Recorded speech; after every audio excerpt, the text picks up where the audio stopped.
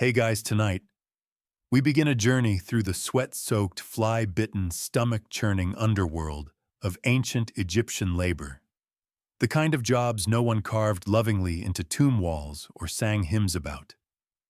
Forget golden thrones and elegant eyeliner. You're going to be standing ankle-deep in Pharaoh's leftovers, surrounded by buzzing insects and the kind of smells that cling to your soul. You probably won't survive this, but at least you'll die historically informed. So before you get comfortable, take a moment to like the video and subscribe, but only if you genuinely enjoy what I do here. And let me know in the comments where you're listening from and what time it is for you. Now dim the lights, maybe turn on a fan for that soft background hum, and let's ease into tonight's journey together. You trudge through a sun-scorched street just outside the city walls of Thebes. The Nile shimmers in the distance like a teasing mirage. It smells like fish smoke and the kind of human activity that no amount of incense can cover. Dust clings to your skin like clingy linen. Already you feel the sweat soaking into your linen tunic, because yes, you're in uniform now. Welcome to work. No, you're not building pyramids. That's way too glamorous. You've been assigned to the Temple Sanitation Corps, unofficially known among workers as the Stink Brigade. Your new supervisor is a toothless man with one eye and a voice like dry papyrus. He hands you a bucket, a dull bronze scraper, and a tiny vial of what smells like spoiled lotus oil. That's for your nose, he says, chuckling darkly. You'll thank me by the afternoon. Your first task, cleaning out the sacred goose enclosure. And you think, oh, how bad could it be? Well, these geese are the sacred pets of the goddess Isis, but they're still geese, which means they honk at full volume, bite anything that moves, and poop with industrial efficiency. The enclosure is mostly mud, well, mostly. And every step releases a fresh waft of ammonia-laced sludge. As you scoop and scrape and dodge beaks, you reflect that ancient Egypt was a civilization of beauty balance and divine order. But behind every graceful temple and delicate perfume bottle is a line of exhausted humans scrubbing out the smell of daily life. Historians agree that sanitation was vital in Egyptian urban planning, but they still argue whether temple waste was treated with extra care due to its religious significance or just dumped into nearby canals like everything else. Either way, someone had to carry it. By mid-morning, you've progressed to the public latrine zone.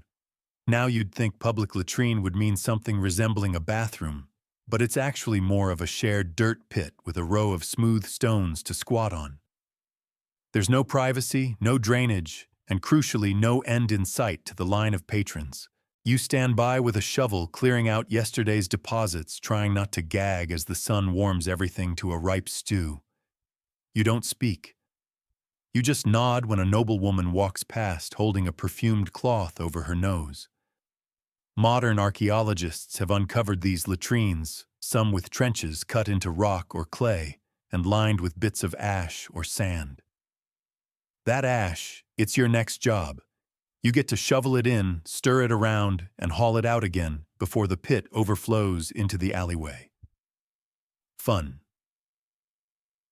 At midday, you're summoned to the meat market where you're told to handle the scraps. What they mean is everything that's too gross for dogs. Half-rotted ribs, a sheep's tongue, one eyeball, possibly goat, and a heaping pile of fish heads. You're to gather them into baskets and haul them to the waste barges waiting on the Nile. The stench is legendary.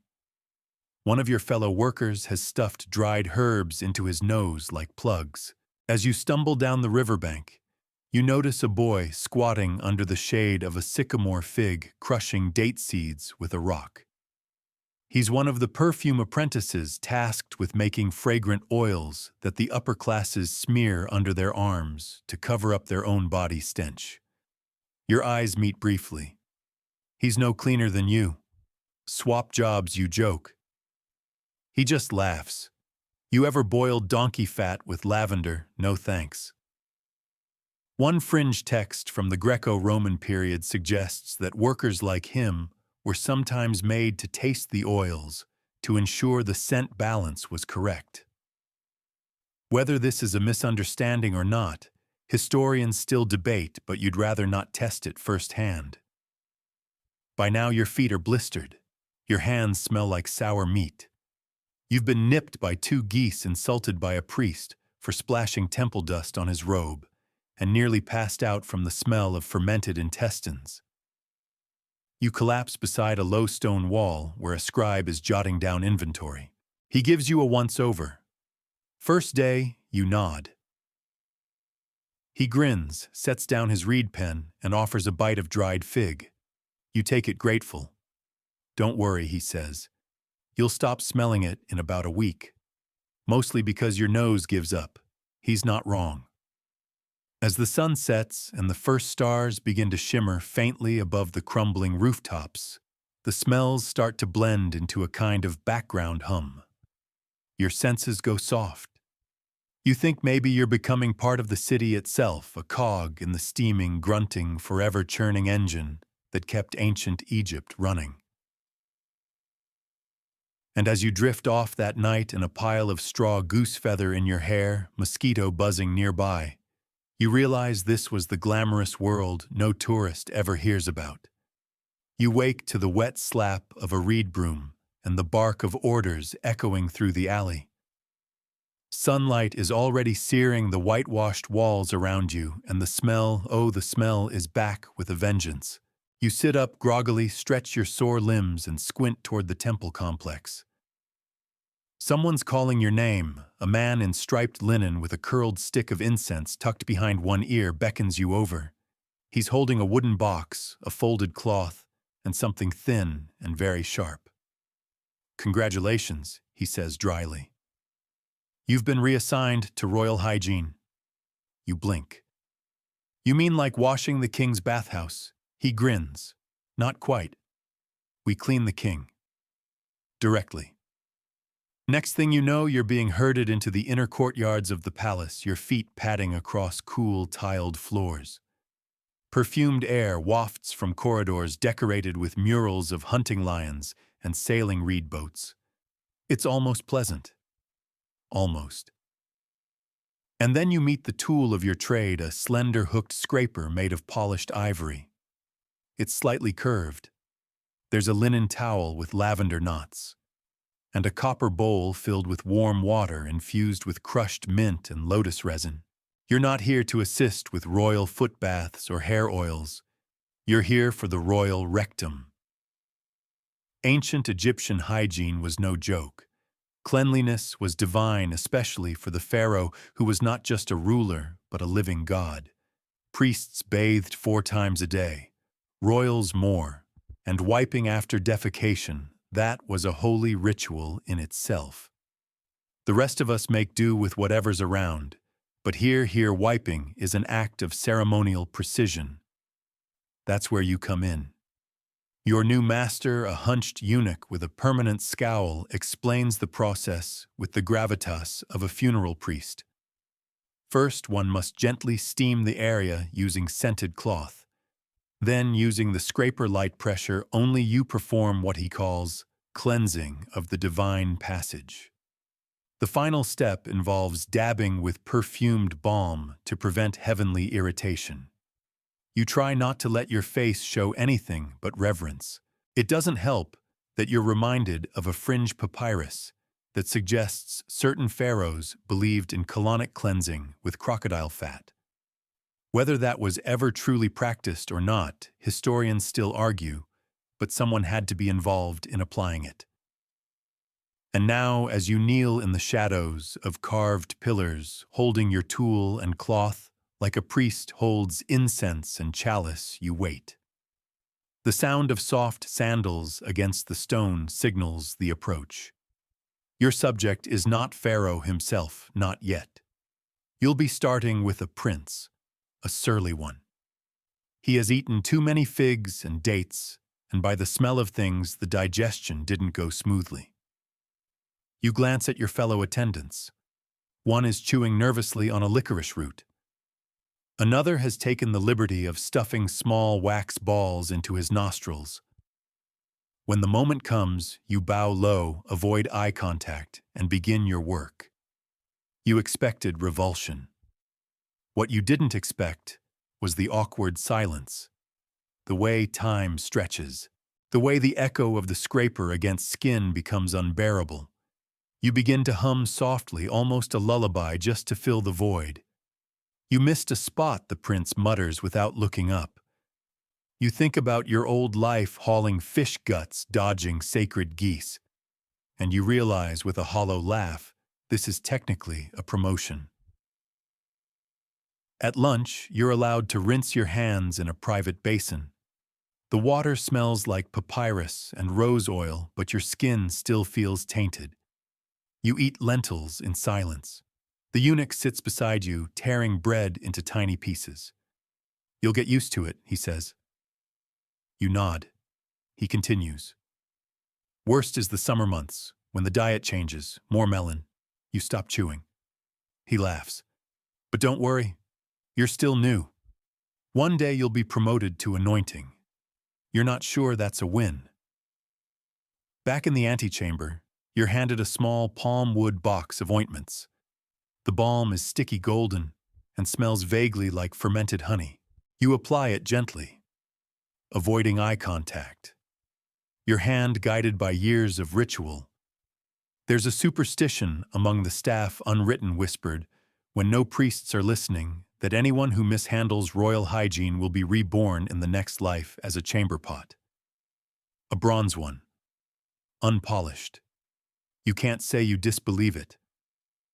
Later, as you wash your hands again, this time with ground limestone and lemon oil, you feel a strange mix of emotions.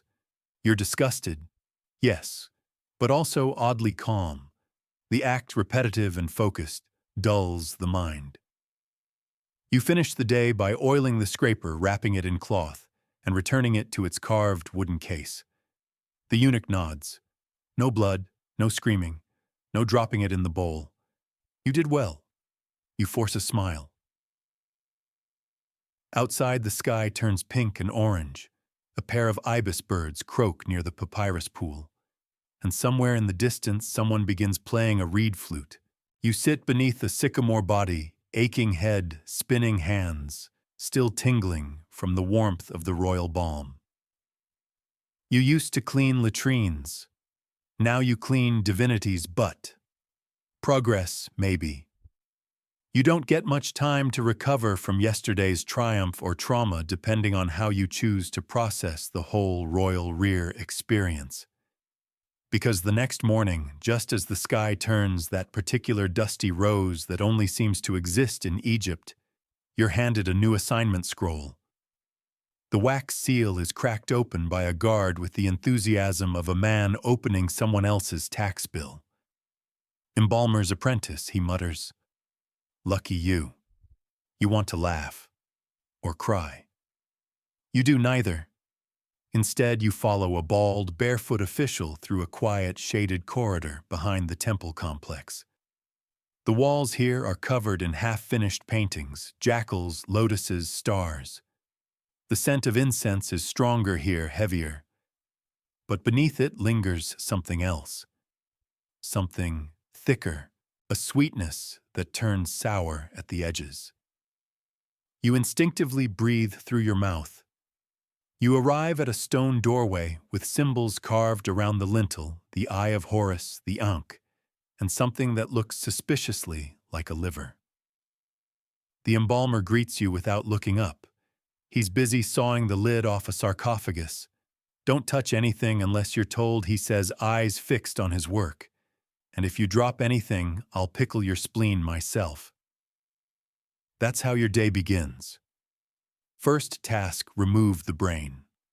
Now this is a delicate process, or at least it should be.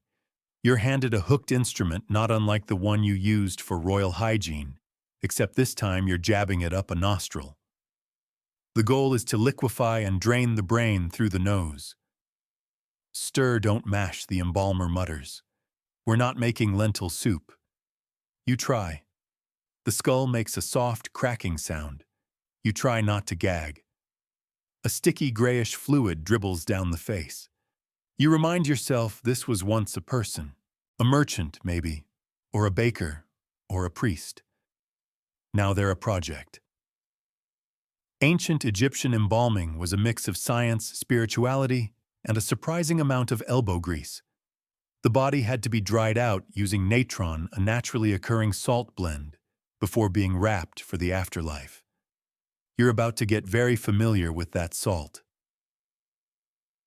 Your next job, removing the organs, all of them. You're handed a flint knife and pointed toward a newly arrived corpse already washed and shaved. You cut a slit on the left side of the abdomen, just like the ancient manuals describe, and begin removing each organ in turn. Liver, stomach, intestines, lungs.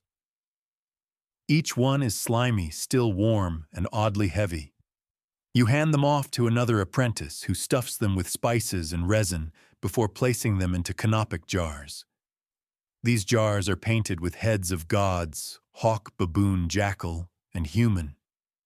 They're cute almost. You wish they didn't smell like wet beef jerky. Then comes the heart. This one's tricky. Some embalmers leave it in, believing it will be weighed against the feather of truth in the afterlife. Others remove it and bury it separately or hide it to protect the soul. Historians still argue about how consistent these practices really were. Some evidence suggests it depended on the family's wealth or the local temple's customs.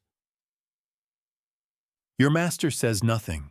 He just cuts it out, gives it a quick glance, and tosses it into a separate jar with a reverent mutter. At midday, you're invited to rub oil into the skin of a partially mummified scribe. His skin is hardening, now dried from days of natron treatment. You massage a blend of cedar oil and myrrh into the papery flesh, careful not to tear it. The embalmer watches chewing dried fig. Always clockwise, he says. You don't ask why. You just obey. There's a fringe theory among modern scholars that some embalmers used honey as a preservative or antibacterial agent. Today you test that theory firsthand, mixing honey with crushed juniper berries to coat a particularly bloated abdomen. The smell less bad than you expected. Almost pleasant if you ignore the slight whiff of fermentation. Later you help with the bandaging. This is oddly calming. The linen is smooth. The process is repetitive. You wrap finger by finger, toe by toe, speaking the protective spells under your breath as instructed. You learn there's a rhythm to it, a kind of music in the layers. Somewhere between thigh and knee you hear it again, that whisper of mortality. You're not just preserving a body. You're helping someone pass over to eternity, and then your master farts. Loudly, he doesn't apologize. Gas builds up, he shrugs. Happens to the best of us. You blink. That was you, wasn't it? He grins. Sometimes you've got to clear the air. Literally. You both laugh, and for a moment it's not so morbid. As the sun sets, casting long red shadows across the embalming room, you finish your final task, anointing the wrappings with a thick black resin that smells like burnt sugar and wet wood. The body is ready now, clean, preserved, dressed in death like royalty. You wash your hands in natron water and scrub under your nails with a splintered reed. Your master claps you on the shoulder. Good job. You didn't puke. That's better than most. You walk home under a crescent moon, the scent of cedar oil lingering on your fingertips. It's disgusting work, but also sacred. And you're starting to understand the difference. You barely sleep. The embalming oils still cling to your hands, thick and pungent like ghostly reminders of your new reality. When you close your eyes, you see linen strips, glassy stairs, canopic jars with smiling animal faces. But morning comes, as it always does in Egypt, sudden and bright, like the gods themselves yanking open the sky. Your feet are raw, your shoulders ache, and your tunic smells like a spice market had a brawl with a corpse. But none of that matters, because today you've been summoned to the latrines of Karnak. Yes, those latrines, Karnak, the sprawling temple complex dedicated to Amun-Mut and Khonsu. Pillars the size of cedar trees, sacred pools, echoing sanctuaries, priests chanting in linen robes, and somewhere hidden in its sun-baked stone maze are the public latrines. They don't include that on the tourist tour. Your guide is a sour-faced man named Hapu, who looks like he's smelled something bad for 30 years and blames you personally. He hands you a basket filled with clean sand, a scraping paddle, a pot of crushed herbs, and a long wooden ladle that you really don't want to think too hard about. The latrines are nothing like you imagined. No stalls, no doors, just a long stone bench with oval holes carved into it side by side. A trench runs beneath, sloping toward a hidden runoff channel that probably empties into one of the lesser-used canals. You stare at it, stunned. There's no privacy, just a shared space of communal release. You blink. People actually use this Hapu grunts when they're desperate, or priests, or both. Then he gestures to the trench. It's your job to clear it. Now here's the part they don't inscribe on the papyrus scrolls. You kneel at the edge of the channel and begin scooping. It's a mix of everything: sand waste, broken amulets, feathers, seeds, and what might be old fish bones. You scrape it into baskets and dump it onto a barrow to be wheeled outside and redistributed, which in practice means flung into a compost pit behind the temple bakery. You learn quickly that it's not just about cleaning, it's about controlling the smell. You mix burnt herbs and resin, drop them into little clay pots, and tuck them between the bench stones to mask the worst of it. Fringe evidence suggests that some priests would chew myrrh or frankincense and then spit into the latrines to purify them. Whether that was for symbolic reasons or just to cope with the stench, historians still debate. Either way, you're not given any myrrh. Mid-morning, a line forms. Worshippers, temple scribes, even a very pale-looking noblewoman, holding her nose with a square of dyed linen. They nod politely to you as they pass, as if you're just another carved statue in the divine complex. Then the priest arrives. Tall, draped in clean linen forehead, oiled face, serene. He sits. He grunts. And you, dear apprentice, crouch just out of view with your paddle ready. Yes, part of your job is to hand the scraping tool to those who prefer not to use their hands, especially the higher-ranking clergy. You extend it with averted eyes and a bowed head like it's a sacred relic, which to them it kind of is. The priest finishes, hands it back, and blesses you with a flick of sandal dust. You're not sure if that counts as holy. As noon approaches, the sun begins baking the stone slabs beneath your knees. The smell intensifies. You pause to drink from a skin of barley water, and the taste is somehow worse because of what your nose is experiencing. A pigeon lands nearby. It coos once, then explodes in feathers as a hawk dives from above. You sigh. Ancient Egypt may be a land of gods, but even the birds aren't spared in dignity. You resume your work, scooping, dousing, scenting. The trench never stays empty for long. You begin to think of it as a hungry snake always filling itself. Still, you find strange things. A charm carved into a bit of ivory inscribed with a falcon's wing, a bundle of blue beads, a cracked mirror shard, even what looks like a child's doll half buried in a dried clump of who knows what. You wipe it off and pocket it, a small treasure in a sea of refuse. There's even some historical suggestion, though not fully proven, that small protective amulets were sometimes thrown into latrines to ward off evil spirits, believed to hide in waste. After today, you believe it. You feel watched. The final humiliation arrives just before sundown. A chubby temple goat wanders in, breaks your incense pot, and yes, does its own contribution right in the path you just cleaned. Hapu laughs from the bench, mouth full of dried dates. "Sacred goat," he says. "You can't touch it." You watch the goat chew its cud and stare into the distance like a sage. You begin again. At day's end, you stand up slowly, legs trembling, arms covered in fine dust and mystery smears. Hapu hands you a reed-woven satchel with a handful of dried figs and a single silver ring. "Bonus," he says. "You didn't faint. Only 2 apprentices did this week." You chew a fig silently, and as you trudge back to your cot, the Karnak spires silhouetted against a blood-orange sky, you realize something odd. You kind of survived. Not heroically, not gracefully, but still survived. And in ancient Egypt, that's saying a lot. You don't get breakfast this morning. Instead, you get a warning.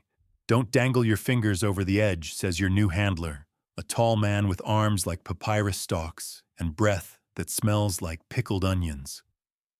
"They will take one off." You blink at him. Who will he? Just nods toward the massive murky pond behind the temple of Sobek. Then you see it. The water churns. Something large moves just beneath the surface, snout breaking through with a hiss. A set of yellow eyes meets yours, cold, calculating, and reptilian. The sacred crocodiles are awake. Your job today, feeding them. You try not to scream. In ancient Egypt, crocodiles weren't just feared, they were revered.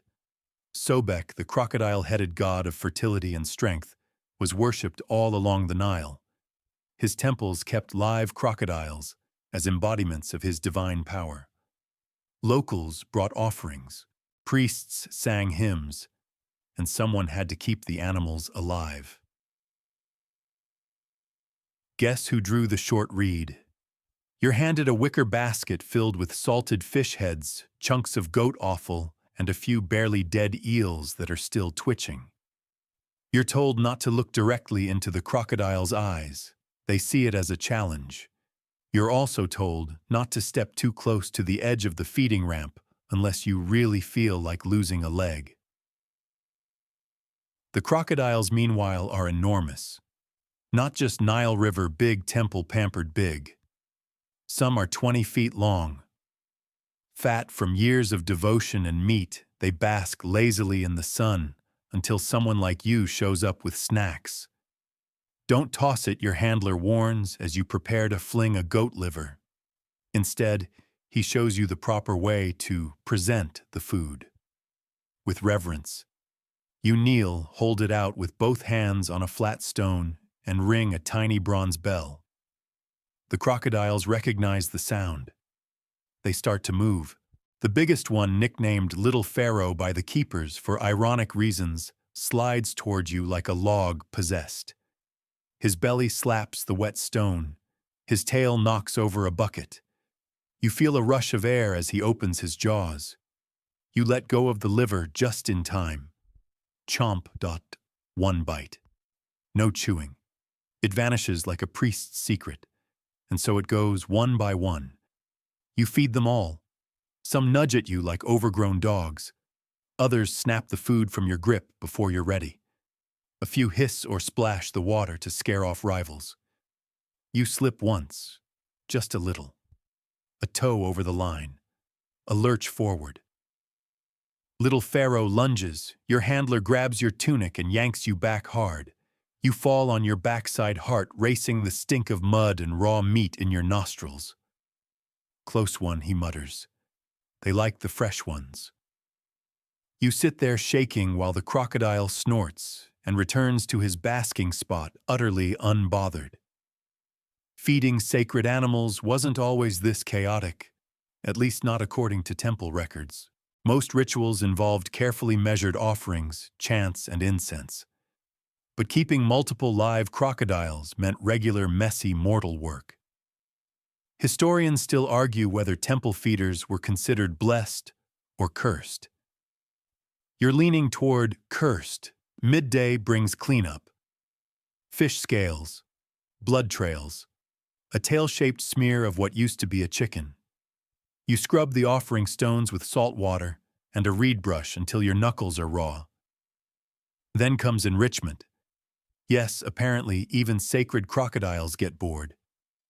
Your handler hands you a sack of polished bones and trinkets and tells you to scatter them in the pool. It's believed that giving crocodiles toys pleases Sobek. One fringe scholar once speculated that certain bones tossed into the ponds might have belonged to criminals or sacrificial animals. Whether that's fact or just dark imagination, no one agrees. You dump the contents of the sack into the water. The crocodiles stir. One of them begins batting a floating bundle of twine like a cat. You blink. Another nudges a jar lid with its snout. You can't tell if it's divine behavior or just dumb luck. Later, as the sun dips low and the heat finally loosens its grip, you get a moment to breathe. You sit on a stone ledge above the pond, sipping from a clay cup of watered beer. The crocodiles are quiet now, floating like scaled gods beneath the lilies. The water shimmers golden with sunset, and suddenly you feel a strange peace. Not because you're safe, because you're not, but because you've survived. Again. A month ago, you were sweeping pigeon bones off temple steps. Now you've hand-fed creatures worshipped by kings. You've scrubbed divine skin, touched embalmed flesh, kneeled at the altar of filth, and now stared into a predator's ancient yellow eye and walked away. You watch little Pharaoh yawn, exposing teeth as long as your fingers. Next time you whisper, "I'm feeding the cats." He doesn't respond, but you swear he smirks. You show up to your next assignment with a bit of a spring in your step. After all, feeding crocodiles and surviving. That's basically a promotion. You figure today might involve something with fewer teeth. Maybe temple sweeping. Maybe herb grinding. You're wrong. So wrong. A stern-looking woman in a clay-smeared apron greets you at the edge of the brewing courtyard. She hands you a ladle and a woven head wrap already damp with sweat. Then she points to a low, sunken area surrounded by bubbling clay vats and a smell that can only be described as yeasty goat socks. "You're on vat duty," she says. "Start scraping." You glance down. The vat is deep hip height and caked around the inside with crusted, half-fermented beer mash. The surface is a skin of dried grain sludge fly corpses and bubbly foam. It looks like someone's stomach tried to make a mud pie and gave up halfway. Welcome to the brewery. Beer in ancient Egypt wasn't just a drink, it was survival. Everyone drank it from pharaohs to ditch diggers. It was liquid bread packed with calories and nutrients and safer than Nile water. And while scribes recorded its sacred preparation with poetic flair, the reality sloppy, sour, and disgustingly sticky. You lower yourself into the vat. It's hot, not ooh, a nice bath hot, cooked in your own juices hot. Your legs vanish beneath the muck and your feet slide on the slime-caked bottom. You reach for the bronze scraper and begin the grueling circular ritual of detaching ancient grain paste from sun-baked clay. The first joke of the day is whispered by another worker nearby. If the gods loved us, they'd invent wine first. You laugh. It's either that or cry. Your job isn't just scraping. It's mixing, hauling, and keeping the fermentation fires just hot enough to bubble the mash, but not hot enough to scald the poor apprentice who inevitably has to lean over it. You, in this case. Mid-morning, the mash must be stirred with a long wooden paddle the length of a spear.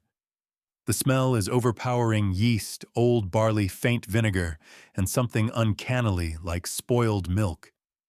You stir anyway, your arms burning your skin, prickling with sweat. The foam bubbles up like it's alive. And here's the kicker: this batch. It's for the workers building a small limestone shrine. They'll drink it for lunch, and dinner, and breakfast too. Because the water near that dig site is crawling with parasites, and the beer is the only thing that won't kill them faster than the sun. Historians agree that beer-making was a cornerstone of Egyptian daily life. But there's still debate about how standardized it was. Some evidence suggests each temple or household had its own slightly disgusting variation. Your vat, let's call it Chunky Nile Special. Then comes the draining process. You ladle the liquid from the top into ceramic jars while someone else strains it through a linen cloth. The solids settle, clinging to your arms and neck. You feel a grain stuck in your ear. Possibly two. You try to wipe your face, but only smear it more. The woman supervising you, her name is Pashedu. You later learn, tells you a trick. Wet a rag with lemon water, she says, handing you one. Dab, don't scrub. The mash bites. You do as told. It helps a little, only a little. Then comes the fire scare. One of the nearby fermentation pits overheats. Steam erupts. The stone bowl cracks with a sharp pop. Scalding beer mash sloshes down the trench. Pashedu shouts. Everyone jumps. You don't get burned, but your knees are now soaked in grain goo that smells like sadness. A priest wanders by mid-afternoon, wrinkling his nose. Make it stronger, he mutters. Last batch was weak. You resist the urge to throw your paddle at him. Instead, you get back to work, this time stirring in a bag of date syrup to boost the sugar content. You know it won't make it taste better, just stronger. That's all the priest cares about. Even Sobek, you think bitterly, would gag on this stuff. A fringe theory once suggested that ancient Egyptian brewers occasionally added psychoactive herbs to ritual beer to induce visions. Whether that's true or just wishful thinking from a bored archaeologist, historians still argue. All you know is that this beer causes visions of your own, mostly of never working here again. By sunset, your arms are trembling. Your back feels like it's been trampled by donkeys. You smell like something died, fermented, and was bottled for public enjoyment. And yet you're offered a taste. Pashedu pours you a half cup from the latest batch. It's warm, sour, and faintly gritty. You sip. It's terrible. But it's also filling. You can see why the workers love it. You feel a little buzz almost immediately. The kind of sleepy, floaty warmth that makes you momentarily forget you spent 10 hours waist-deep in beer sludge. Pashedu clinks her cup to yours. Not bad for a first day. You didn't pass out. You grin. Sort of. And as you sit together in the warm twilight, swatting flies and watching the last batch bubble beneath its clay lid, you think about all the people who drink this every day and never wonder what it takes to make it. They'll raise their cups to the gods, but not to the kid who scraped the mold from the bottom. That part's up to you. You've just scraped old beer mash from a sun-warmed clay vat with your bare hands. You thought that was your low point. It wasn't. Because today, you're assigned to the House of Life. Sounds noble, right? Don't get excited. You're not helping scribes copy wisdom scrolls. You're not mixing perfumes or pounding medicinal roots. You're the new collection boy for the temple physicians. Collection of what? Urine, Trot. The senior healer says it matter-of-factly, as he hands you a bundle of small clay jars, each neatly labeled with a symbol denoting time of day, dawn, noon, sunset. We're testing bile balance, he says, and sugar content. You nod, even though you have no idea what that means. All you know is you're supposed to go from house to house, temple to temple, asking everyone from scribes to guards to relieve themselves into the appropriate container and then carry it back. The jars are warm, some are full, some are sloshing. You try to balance them in your basket without letting your face betray the horror. Every few minutes, one leaks slightly. You plug it with waxed cloth and a prayer. Now don't get it twisted. Ancient Egyptians were incredibly advanced in medicine. They understood infection-diagnosed illnesses by looking at the eyes and skin and, yes, examined bodily fluids. There's even an actual papyrus detailing over 800 medical prescriptions. And someone had to gather the samples. Guess who? Urine's useful, the healer tells you later. You can tell if someone has liver problems, if they're dehydrated, if they're eating too many figs. Smell tells you a lot. You sniff one cautiously. Big mistake. One of the fringe practices you hear whispered about is urine-based divination, interpreting dreams based on color or foaminess. Whether that was spiritual medicine or some very creative guesswork, historians still argue. Your job isn't to question, just to collect. By midday, you're elbowing through the market with a sloshing satchel of jars, trying not to get jostled too hard by a boy selling eels. One jolt, and you'll be wearing someone's 7 a.m. kidney report. Back at the temple, you deliver the jars to a shaded alcove with clay basins and drying racks. Your next task. Stirring, yes, the samples must be agitated before examination. You're given a thin stick of sycamore wood and told to go gently. You wish you had gloves, or a mask, or a different life. Once stirred, the physician checks color against a painted chart on the wall, ranging from light as desert dew to dark as date wine. Yours is labeled suspicious. Then, in a twist you didn't see coming, you're told to boil a few samples. Why testing for sweetness, the healer says. You furrow your brow. If it crystallizes or smells like honey bread when boiled, he explains the patient may have the sugar sickness. That's right. Early diabetes testing, using urine, in your hands, over an open fire. With flies circling like vultures, you gag quietly. And then comes the worst part, disposal. Some jars go back to the patient if they want to continue self-observation. Some get poured into the sacred compost trench behind the herb garden. But a few, oh yes, a few are used in preparation of certain treatments. You don't believe it until you see it. One jar is poured into a mixture of crushed garlic and fig sap. It's stirred into a paste and smeared onto a linen bandage. For scorpion stings, the healer says brightly. Works wonders. You take a long breath and look away. Later, you're sent to clean the collection jars.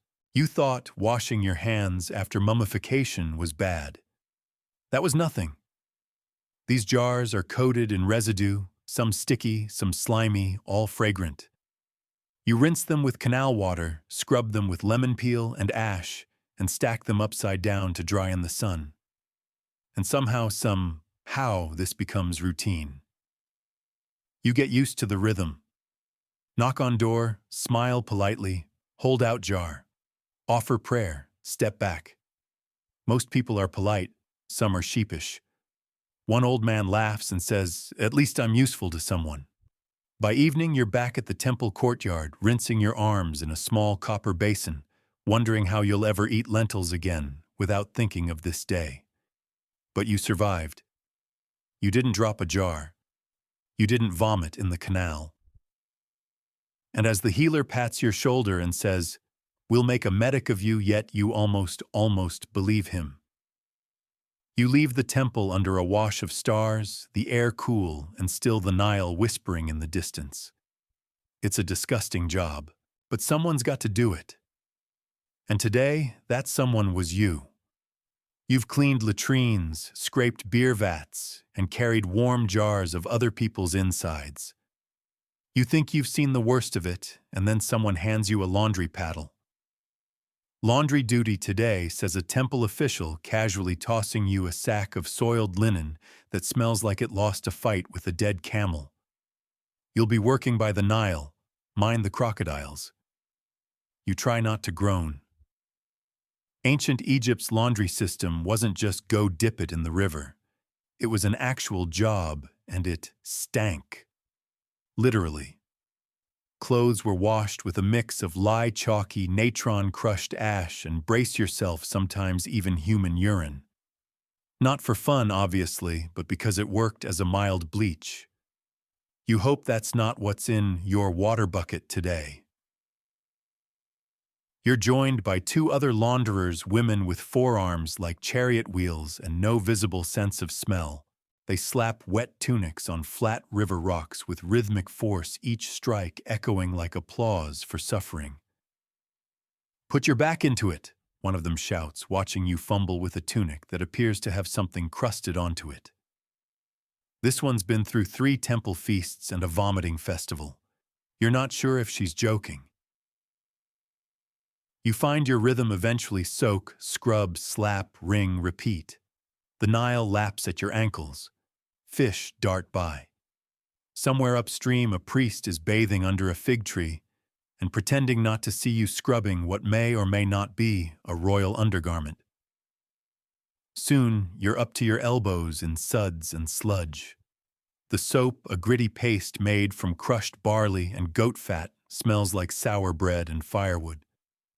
It gets everywhere.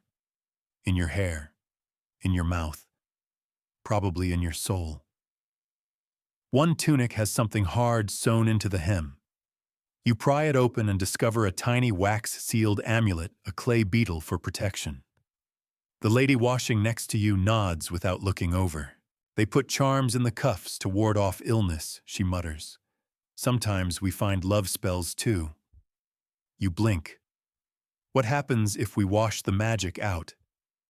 She shrugs. "Then someone catches a cold or gets dumped. Not our fault." There's some archaeological evidence supporting this. Small protective objects, bits of script, and even hair were sometimes woven into linen garments. Whether this was common practice or just a regional superstition, historians still debate. You're too busy trying not to drop a slippery tunic into the river to care. The worst part of the day comes after the wash. You have to rinse everything 3 times. In the river, on the rocks, with more slapping. And the river, as majestic as it looks from a distance, is less charming up close. Bits of garbage float by. A dead fish brushes your leg. You scream. The others laugh. You get splashed by a passing boat. The rower waves like he just blessed you. Then comes drying. There's no dryer. No rope.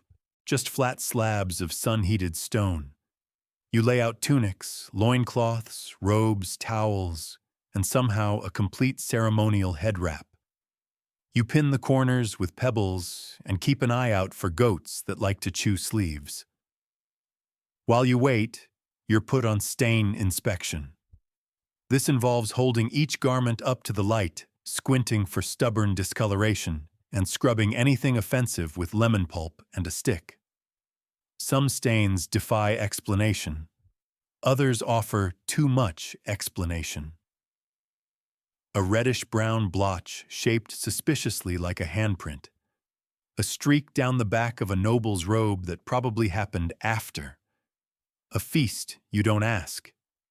You just scrub. One of the elder launderers tells you about a fringe practice in the old days, soaking linens in donkey milk for whitening. Too expensive now, she says. Also, the donkeys hated it. You believe her. By late afternoon, the stones are hot enough to roast garlic. You flip each garment to dry evenly, chasing off a monkey trying to steal a sash.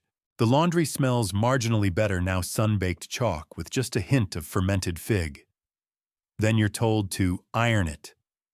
You stare blankly. Ironing Egyptian style means pressing the linen under warm stones or smoothing it with a curved piece of wood and a lot of elbow grease.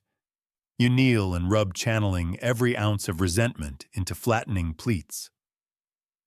A priest stops by to check on a ceremonial robe. You hand it to him, freshly folded, still warm from the stone. He nods once, says nothing, and walks off like he's the one who did the scrubbing. You mutter something rude under your breath. The launderer next to you snorts. "That's laundry, kid." And then just when you think it's over, you're handed one final task, cleaning the cleaning tools. Yes, even the paddles, stone scrubbers, and slop buckets need washing. You rinse them, stack them, and tuck them into the reed hut for tomorrow's shift. You finish the day damp, sunburned, and streaked with pale soap lines that form odd tribal patterns on your skin. You smell like natron and regret, but also satisfaction. Because the robes are clean, the stains are gone. The goats didn't win, and somewhere in Thebes tonight, a noble will wrap themselves in crisp linen and never once wonder who scrubbed out the mustard-colored mystery stain along the hem. That's your legacy now. You're invisible, but essential. You barely drag yourself to your feet the next morning, arms stiff from stone rubbing, and your back still damp from yesterday's goat ambush. You figure maybe, just maybe, they'll give you a light day. Something ceremonial, something dry. But the gods are not kind. You are reassigned to temple gate maintenance. Oh, you ask, hopefully, like polishing the entrance. The gatekeeper chuckles, a low, phlegmy sound that does not suggest humor so much as experience with deeply unpleasant tasks. "Dung patrol," he says. "The sacred kind." You don't respond. You can't. Because the smell hits you first, before you even reach the gate. Temple livestock is everywhere. Cows sacred to Hathor, ibises sacred to Thoth, cats holy and indifferent slinking along the walls. But the real stars of today's show, the sacred geese, donkeys, baboons, and oxen that roam the temple courtyard, like they own the place. And behind every sacred animal comes a sacred mess. You're handed a long-handled scoop, a pile of woven baskets, and a pot of perfumed resin that you are instructed to dab under your nose as needed. Spoiler, it's always needed. You begin your rounds near the gate where two goats blessed at birth and supposedly attuned to divine vibrations have just left you a double gift steaming on the stone walkway. You scrape carefully, trying not to inhale too deeply, while the goats look on with saintly indifference. This is your day now, sweeping, scooping, hauling. Sacred cow, leave it alone. Just get the mess. Ibis dropping from the top of a statue of Horus. Climb the ladder, scrape it, wipe it with temple linen. Don't drop anything on the worshippers below. The worst offenders, the baboons. No one tells you about the baboons. They're semi-trained, mostly aggressive, and extremely well-fed on temple fruits. They leave piles of aromatic revenge across every flat surface. One sits on the head of a lion statue and stares you down as you scrub his most recent act of temple desecration. He bares his teeth. You bare yours back. The gatekeeper strolls by and slaps your back. Careful. That one threw a fish at the scribe last week. You spend a lot of time rinsing cloths in a fountain that is definitely not meant for rinsing cloths. One priest gives you the look of eternal condemnation. You pretend not to see it. Now here's a historical curiosity for you. We know the Egyptians loved cleanliness. It was spiritual, social, and symbolic. Temple complexes had designated workers like you who kept the grounds immaculate. Even the poop of sacred animals was sometimes collected and buried in designated areas. Historians still debate whether this was symbolic disposal or just controlled sanitation.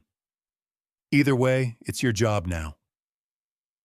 Midday, the sun turns the stones into a griddle. You're on your hands and knees behind a particularly flatulent bull when the wind shifts and you get the full brunt of what he's had for lunch. Your vision swims. You lie back and reevaluate your life. That's when you meet the dung scribe. No, you're not hallucinating. He's real, a thin man in yellow linen robes. He appears beside you holding a clay tablet and stylus. He watches you scrape. "What are you doing with that one?" he asks. Removing it, he shakes his head. "Not yet. I need to record the shape." You blink. Shape, yes. Size, texture, distance from altar. It's part of the pattern. Pattern. He sighs. "You're new. It's fine. Just let me sketch it first." And he does, meticulously. You suppress a laugh, possibly a scream. There is fringe speculation among scholars that certain temple workers, especially in healing cults, believed animal waste could reflect divine moods. Did a goat poop near the sacred pool? Bad omen. Did a baboon smear something on the priest's door? Definitely bad omen. Whether this was routine practice or ritual paranoia, no one's quite sure. But this scribe is very sure. You spend the afternoon trying to keep up with the mess before it's documented. Some piles are considered blessings. Others must be removed with caution, using tools that have been blessed in mourning ceremonies. You use one such blessed scraper to clean a cat's accident from a shrine alcove, only to be scolded for using the wrong corner of the cloth. You apologize. The cloth is burned. Standard procedure. As the sun sets and the animals begin retreating to their pens, you carry your last load of baskets to the compost pit. You empty the contents into the sacred trench, cover it with sand, and offer the required prayer. Then you wash your hands in a basin of lemon water and natron scrub your sandals with crushed mint and stare at the stars until your head stops spinning. You smell terrible. You're coated in flecks of holy waste. You've been barked at by a monkey, scolded by a goat, and nearly decapitated by a swooping ibis. But the temple gate's spotless, and in Egypt that matters. Because while priests preach purity and scribes record history, it's the dung collectors who keep the gods from slipping in the muck. You think you've earned a day off, or at least something simple like dusting scrolls or peeling figs. But the gods aren't finished laughing. You report for duty and are handed a pot of sticky golden goop. "You're on hair removal," says the supervisor, adjusting her head wrap with one hand, while the other waves toward a shaded colonnade filled with lounging nobles. You blink. Hair removal. She raises an eyebrow. Did you think the upper class were born smooth? You didn't. But now that she's mentioned it, you realize you've never seen a nobleman with hairy arms, or a lady with unkempt eyebrows. In fact, everyone you've seen above a certain social tier seems suspiciously polished. And now it's your job to help them stay that way. You follow her through a thin curtain into a cool chamber smelling faintly of honey resin and something vaguely floral. Reed mats are laid out on polished floors, and reclining on one is your first client, a pudgy man in gold bracelets and too much eyeliner. He's frowning. "I want it all gone," he mutters. Chest, legs, arms. Not the brows this time. Last boy took off too much. Made me look surprised for a week. You nod slowly. You're handed a spatula made from a smoothed bit of ivory and a fresh strip of linen. You dip it into the warm sugar paste, which is made of melted honey, crushed dates, and a hint of lemon, and apply a thin layer to the man's forearm. Then, without warning, you press the cloth and yank. He shrieks. The supervisor doesn't flinch. "Good pull," she mutters. "Next strip." So that's your life now. For the next few hours, you apply press rip. Wax on, wax off. Over and over. Every so often someone screams. Occasionally, someone faints. Once a young noblewoman actually giggles, but most just hiss grunt and then demand sandalwood balm for the redness. In ancient Egypt, hairlessness wasn't just about beauty, it was purity. Priests shaved their entire bodies regularly. Nobles followed suit. Even some middle-class folks would scrape or singe off arm and chest hair using sharp shells or hot coals. You're glad you've been given the sticky method. Mostly. There's even a fringe theory that some women use depilatory pastes made with bat dung or cat urine. Whether this is ancient slander or a genuine cosmetic recipe, historians still debate. You try not to think about it as you smear paste under someone's armpit. By midday, you've moved to the facial detail tent. Here, your job gets trickier. You're now plucking individual eyebrow hairs using fishbone tweezers that are not as precise as the name suggests. The rich don't like mistakes. You learn to brace your pinky finger against the cheek for balance. You learn to hold your breath while working on the delicate arch above the eye. You also learn that nobles really don't like to be told their eyebrows are uneven. You'll fix it, the woman says with a saccharine smile. You do your best. You sweat through your tunic. Your stomach growls. You are technically performing cosmetic surgery with tools made from animal parts. In between sessions, you're assigned to stir the sugar pot to keep it warm. If it crystallizes, it's ruined. If it's too hot, you risk burns. You dip your finger in carefully, just right, then disaster. One of the noblemen insists on a full-body treatment, and no one else wants to do it. You're volunteered. You try to breathe through your nose. You try not to stare. You try not to cry when he insists on a second round for missed patches. The supervisor pulls you aside afterward and hands you a reed cup of pomegranate juice. You did fine, she says. He cries every time. Last week he punched a wall. Today was mild. You sip the juice. It tastes like relief. Late in the day, you're assigned cleanup. This means scrubbing sugar off the floor mats, wringing out balm-stained cloths, and picking up clumps of hair that have matted into the corners. You find a small gold earring tucked under one reed pillow and hand it in. You hope the gods noticed. As you wipe the last streaks of paste from your fingers, you realize something strange. You're not repulsed anymore. Not exactly. It's work. It's ridiculous, tedious, uncomfortable, but also intimate in a weird, silent kind of way. People trust you to make them feel beautiful, or at least properly groomed in a society where smoothness is status. You leave the tent smelling like date syrup and sandalwood oil, your arms sticky, your spine twisted into a question mark. But your basket is full of tips. Not many can say that after ripping the chest hair off a diplomat.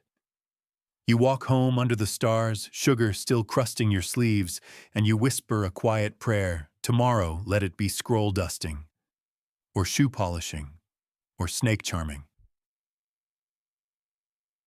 Anything but another nobleman's bikini line. Your joints ache. Your knuckles are still red from yesterday's sugar scrub marathon. But this morning you're handed a basket full of mud twine and writhing little nightmares.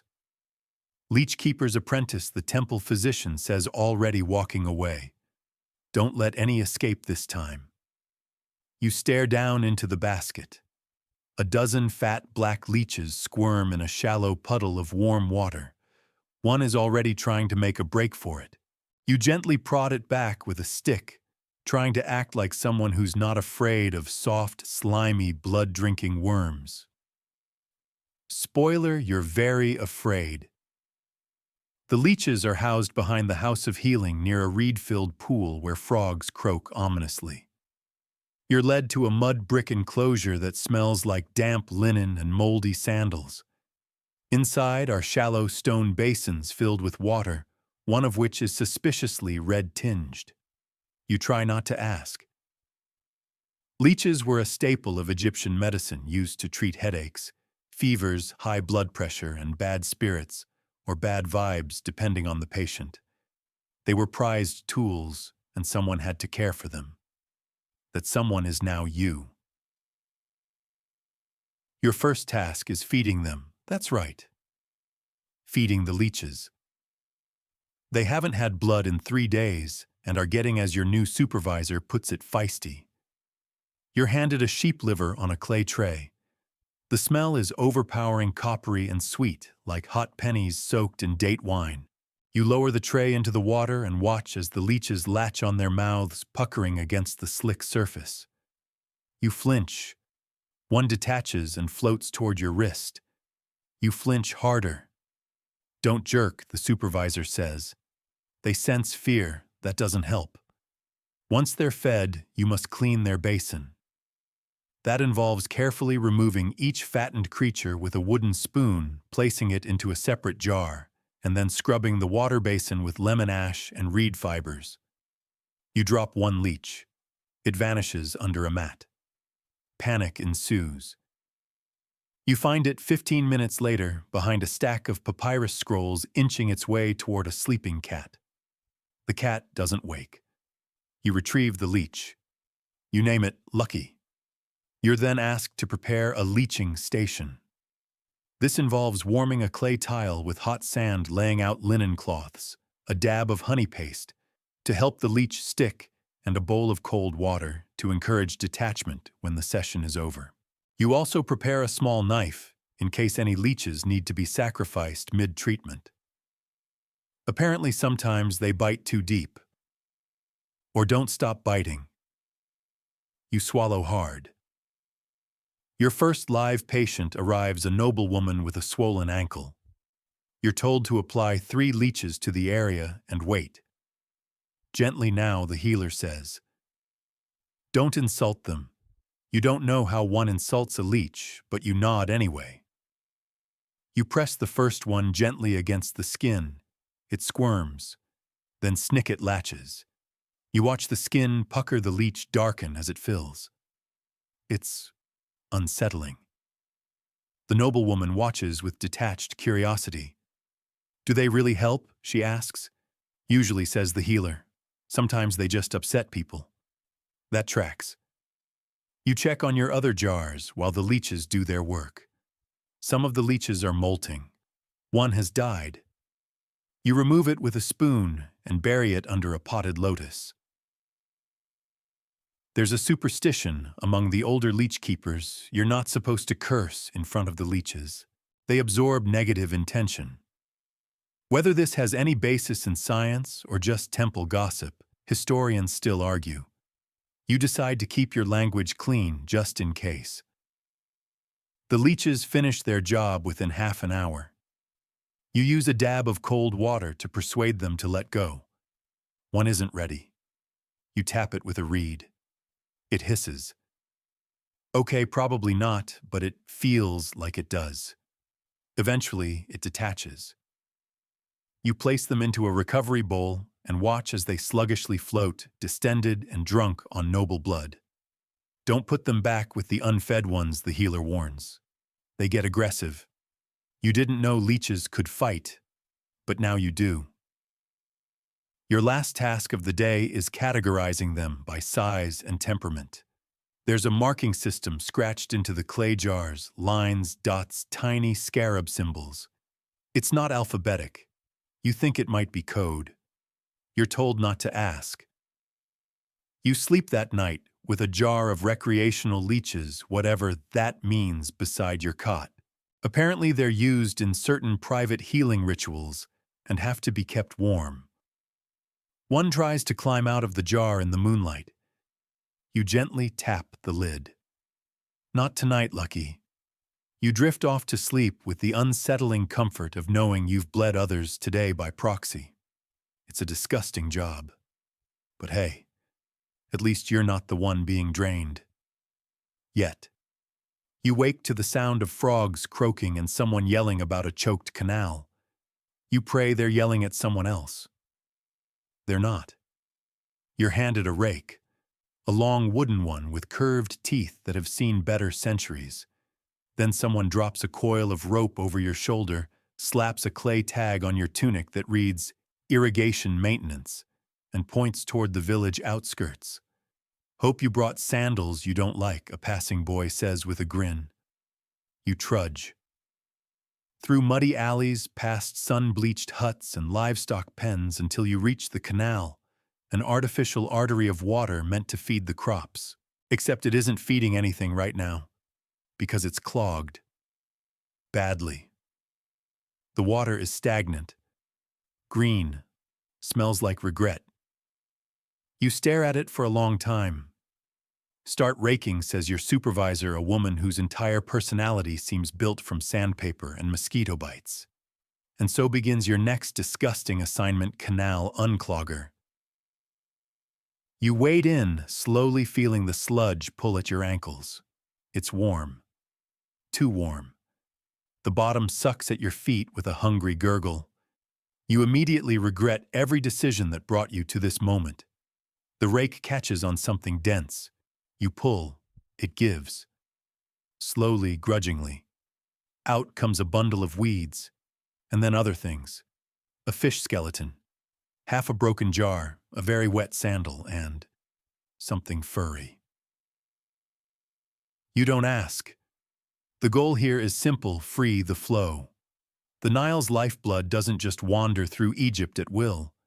It's channeled, guided, encouraged through these muddy, man-made veins. And if a canal clogs, entire fields wilt. You're not just elbow-deep in duckweed and old goat bones. You're the reason someone's onions might live to see tomorrow. Sort of inspiring if you ignore the smell. Ancient Egypt depended on its irrigation network. Canals were maintained constantly. Some records even describe canal cleaning festivals, though whether that was ceremonial or just a clever way to get free labor is still debated by scholars. There's no festival here today, just you three other workers, and a barge full of tools that are definitely older than you are.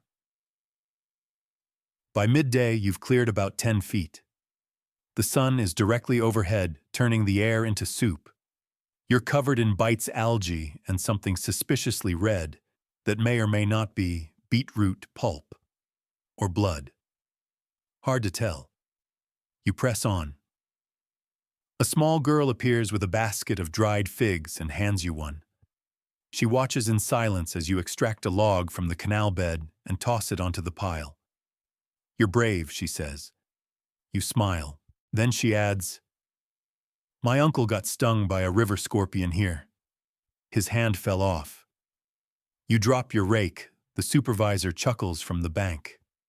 "Don't worry. That was upstream."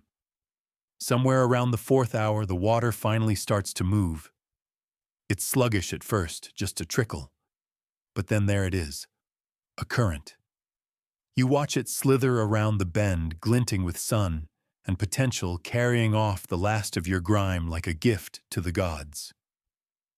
You shout to the others, they cheer. You pull yourself onto the bank collapse, onto the grass, and stare at the sky. For the next hour, you help dredge the collected muck into compost heaps. This is where the smell really blossoms. Rotted plant matter, stagnant water, fish bits, and of course, mystery sludge. You stir it with a paddle until it's thick and steaming. This will fertilize the temple's herb garden. You try not to think about what you just touched with your hands. As a final test of your durability, you're tasked with clearing the drainage grate, a narrow stone slot just beneath a shrine wall. It's filled with pebbles, roots, and some kind of slimy black moss that smells like boiled despair. You dig it out with a stick and a prayer. That's when you find the beetle. It's large, shiny, still alive, a scarab. You pause. Scarabs were sacred, associated with Khepri, the god who pushed the sun across the sky. Finding one in a canal isn't unusual, but finding a live one buried in muck feels like a sign. You show it to your supervisor. She squints, nods. Put it in the reed shrine, she says. Maybe the water spirits will stop biting. You do as she says. Whether they were ever considered canal guardians or just sacred bugs with good PR historians still argue. But that beetle's little legs twitch like it knows something you don't. You finish the day rinsing yourself in a basin behind the work hut, pouring ladles of slightly less dirty water over your arms. It doesn't help much, but as you watch the canal run clear, you feel okay. Tired, filthy, smelling like a bog. But okay, the fields will drink tonight. The crops will grow, and somewhere a priest will give thanks, not realizing it was you who dragged half a goat carcass out of the trench behind his chapel. That's fine. You're not here for thanks. You're here for the next assignment. You dream of water all night. Not the soothing kind, no moonlit ripples or lotus-dotted ponds. Just endless knee-deep sludge reeds grabbing at your ankles, something slithering just out of sight. You wake up swatting at phantom bugs and coughing up imaginary canal mist. It's not a good start, and it gets worse. Because today, you're sent to the city's open-air market. Not to shop, to gut fish. The fish gutters work behind the main stalls in a shaded alley lined with buckets, stone slabs, and the most persistent swarm of flies you've ever seen. You can hear the fish before you see them wet, flopping dull thuds, the hiss of scales being scraped. Someone hands you a knife, a dull one. Start with the mullet, they say. Guts in the left bin, heads in the right. Scales go everywhere. That's just life. You glance into the bucket. It stares back. The fish is still twitching. You've never pitied a creature so much in your life, and you're about to cut it open. You brace the body on a smooth rock, insert the knife behind the gills, and pull down toward the belly. The skin gives with a wet snap, and out spills a mess of intestines, half-digested snails, and a smell that hits like a slap. You gag. No one cares. The other fish gutters are fast, brutal, focused. Swoop, slice, flick like they're playing some morbid lyre in 3 parts. You try to mimic them. You fail. Your fish slips off the rock and lands in your lap. It's still moving. Someone chuckles. He likes you. You're told to descale the next one. This involves using a shard of pottery or the edge of a shell to scrape the silvery armor from the body, which flakes off in sharp, sticky curls. It gets in your hair, under your nails, in your eyes. A flying scale hits your lip, and you're not sure if it's salt water or tears. You rinse the fish in a basin of briny water and drop it onto the sail tray. You have 30 more to go. Ancient Egyptian markets were a riot of smells, colors, and noise, and the fish section was famously loud. Records even describe arguments over freshness pricing and accusations of fish fraud. Yes, some sellers passed off old catch as new by rubbing herbs into the gills. You keep your mouth shut and your knife moving. Around midday, a priest arrives demanding 5 clean tilapia for a temple offering. They must be intact, beautiful, and pure. You look at your trembling hands. You try. The priest inspects each one like he's picking gemstones, sniffing the gills, tugging the fins, checking the eyes for signs of cloudiness. One is deemed too limp. You don't ask what that means. You eat lunch standing up if dried lentils and lukewarm beer count as lunch. You wash your hands in a bowl that's been used by 4 other people before you. You no longer care. Then it's back to the slab. There's an incident. A large fish, some kind of river catfish, explodes. Not literally, but close enough. You cut too quickly. A bladder ruptures. The smell is indescribable. Everyone within 5 cubits groans. You apologize to no one in particular and quietly scrape the mess into a waste bucket. You name that fish regret. The waste bins are collected by a boy with a wheelbarrow. He carts the guts heads and offcuts to the back alley compost pile where the butcher waste also goes. It's steaming under the sun. The flies cheer. There's a strange moment in the afternoon. A nobleman's servant arrives, asking if you'll be willing to catch a live fish for a pet. Apparently his master wants to keep one in a bowl, like a swimming decoration. You try to explain that you're a gutter, not a fisher. He says it's the same thing. You decline. He shrugs and walks away, muttering something about peasants with attitude. You get a pat on the back from a fellow worker. Careful, he says. Refuse a noble twice, and you end up in the stew. Whether nobles actually kept fish as pets or simply as status symbols, scholars remain divided.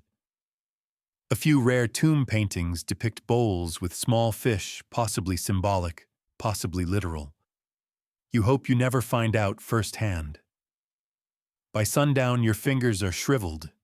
Your arms ache from holding the same posture for 8 hours. You've gutted over 100 fish. Your tunic is soaked with brine blood and scales. Your nose is permanently broken. You'll never look at grilled tilapia the same way again, and yet something about the repetition numbed the day. Gut, rinse, scale, repeat. It has its rhythm.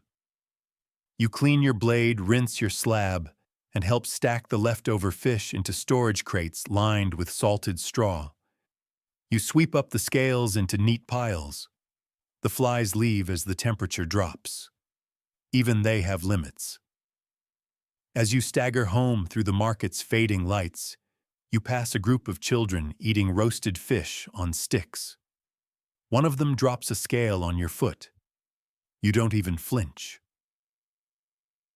You've become part of the fish cycle now, and tomorrow, who knows? Maybe something with fewer eyes. You wake up itching, not metaphorically, literally. There's something in your bedding crumbs maybe, or fish scales you forgot to shake out. But the itch spreads fast. Your arms, your neck, your scalp. You stagger outside, scratching only to be intercepted by a short man with one eyebrow and a cloth bag that clinks ominously. Makeup duty, he says. You're with me. You blink. I don't know how to paint faces. He grins. You're not painting. You're making it. He tosses the cloth bag into your arms. It's heavier than it looks. Inside, crushed minerals, empty pots, oil flasks, tiny bones, and concerningly what appears to be a bundle of wasp corpses wrapped in linen. You follow him through the side gate of a noblewoman's estate past a garden filled with sickly lotus blossoms and into a small alchemical courtyard shaded by fig trees. Clay basins line the edges. Mortar and pestles, looped drying nets, bundles of herbs hung upside down and buzzing with flies. It smells like dust roses and something scorched. Your job today, he says, is to make eyeliner. Sounds easy, sounds clean. Sounds like a step up from fish guts. It isn't. Ancient Egyptian eyeliner known as kola was a complex mixture of ground, galena, a lead-based mineral soot oil, and sometimes exotic extras, crushed ant eggs, dried flowers, and yes, even powdered dead wasps, for that special extra shimmer. You begin with the galena. It's dense and oily black, already broken into pebbles. You grind it slowly, carefully into fine powder. Your arms ache from the motion round and round, slow and steady, until your fingers are coated in soot and mineral. Then comes the wasp step. You hesitate. They're dead, your supervisor assures you. But you still have to unbundle them. Carefully. They're delicate. You break one open with the pestle and hear a tiny crunch. You try not to think about the sting it once carried. A fringe practice, some say. Whether wasp parts were ever widely used is debated, but there are references to divine sting powder in cosmetic scrolls. Historians aren't unanimous. All you know is it itches. Probably psychosomatic. Probably. You grind them into a fine gray dust and fold it into the galena. A small puff rises into your face. You cough. It smells faintly like smoke and decay. Add oil, he says. You pour from a clay bottle castor oil, thick and golden. It darkens the mixture into a slick paste. You stir it until it forms a smooth, spreadable black. Almost beautiful. Then the perfume, a pinch of crushed myrrh and lotus. The scent overpowers the minerals, softens the bite. You scrape the mixture into tiny alabaster pots, careful not to spill. These will be delivered to noble households and temple dancers who wear thick black lines, not just for beauty, but to protect against the sun and the evil eye. You learn that eyeliner in Egypt was practical and spiritual. It shielded vision. It warned spirits. It said, I see you, but you don't see all of me. You also learn that mixing it wrong could cause rashes, infections, or temporary blindness. No pressure. By midday, your hands are black up to the wrist. You've inhaled enough powdered lead to qualify as a decorative urn. The courtyard is hot, and the oil has begun to thicken in the bowls. You scrape it fast, muttering apologies to whatever wasp gods might be listening. Then comes testing. Not on nobles, on you. Your supervisor dabs a bit of fresh coal onto a palm frond stick and smears it under your eye. It stings. A lot. Good, he says. Means it's strong. You blink eyes, watering one side of your face now lined like a tomb painting. Other eye, he asks. You shake your head. You continue blending, pouring, bottling. Every time you think you've mastered the mix, he tosses a new variable saffron dust beetle resin powdered lapis. Each adds a twist color, texture, scent. Some pots come out rich and smooth. Others separate into grainy mush. You learn by ruining things, he says cheerfully.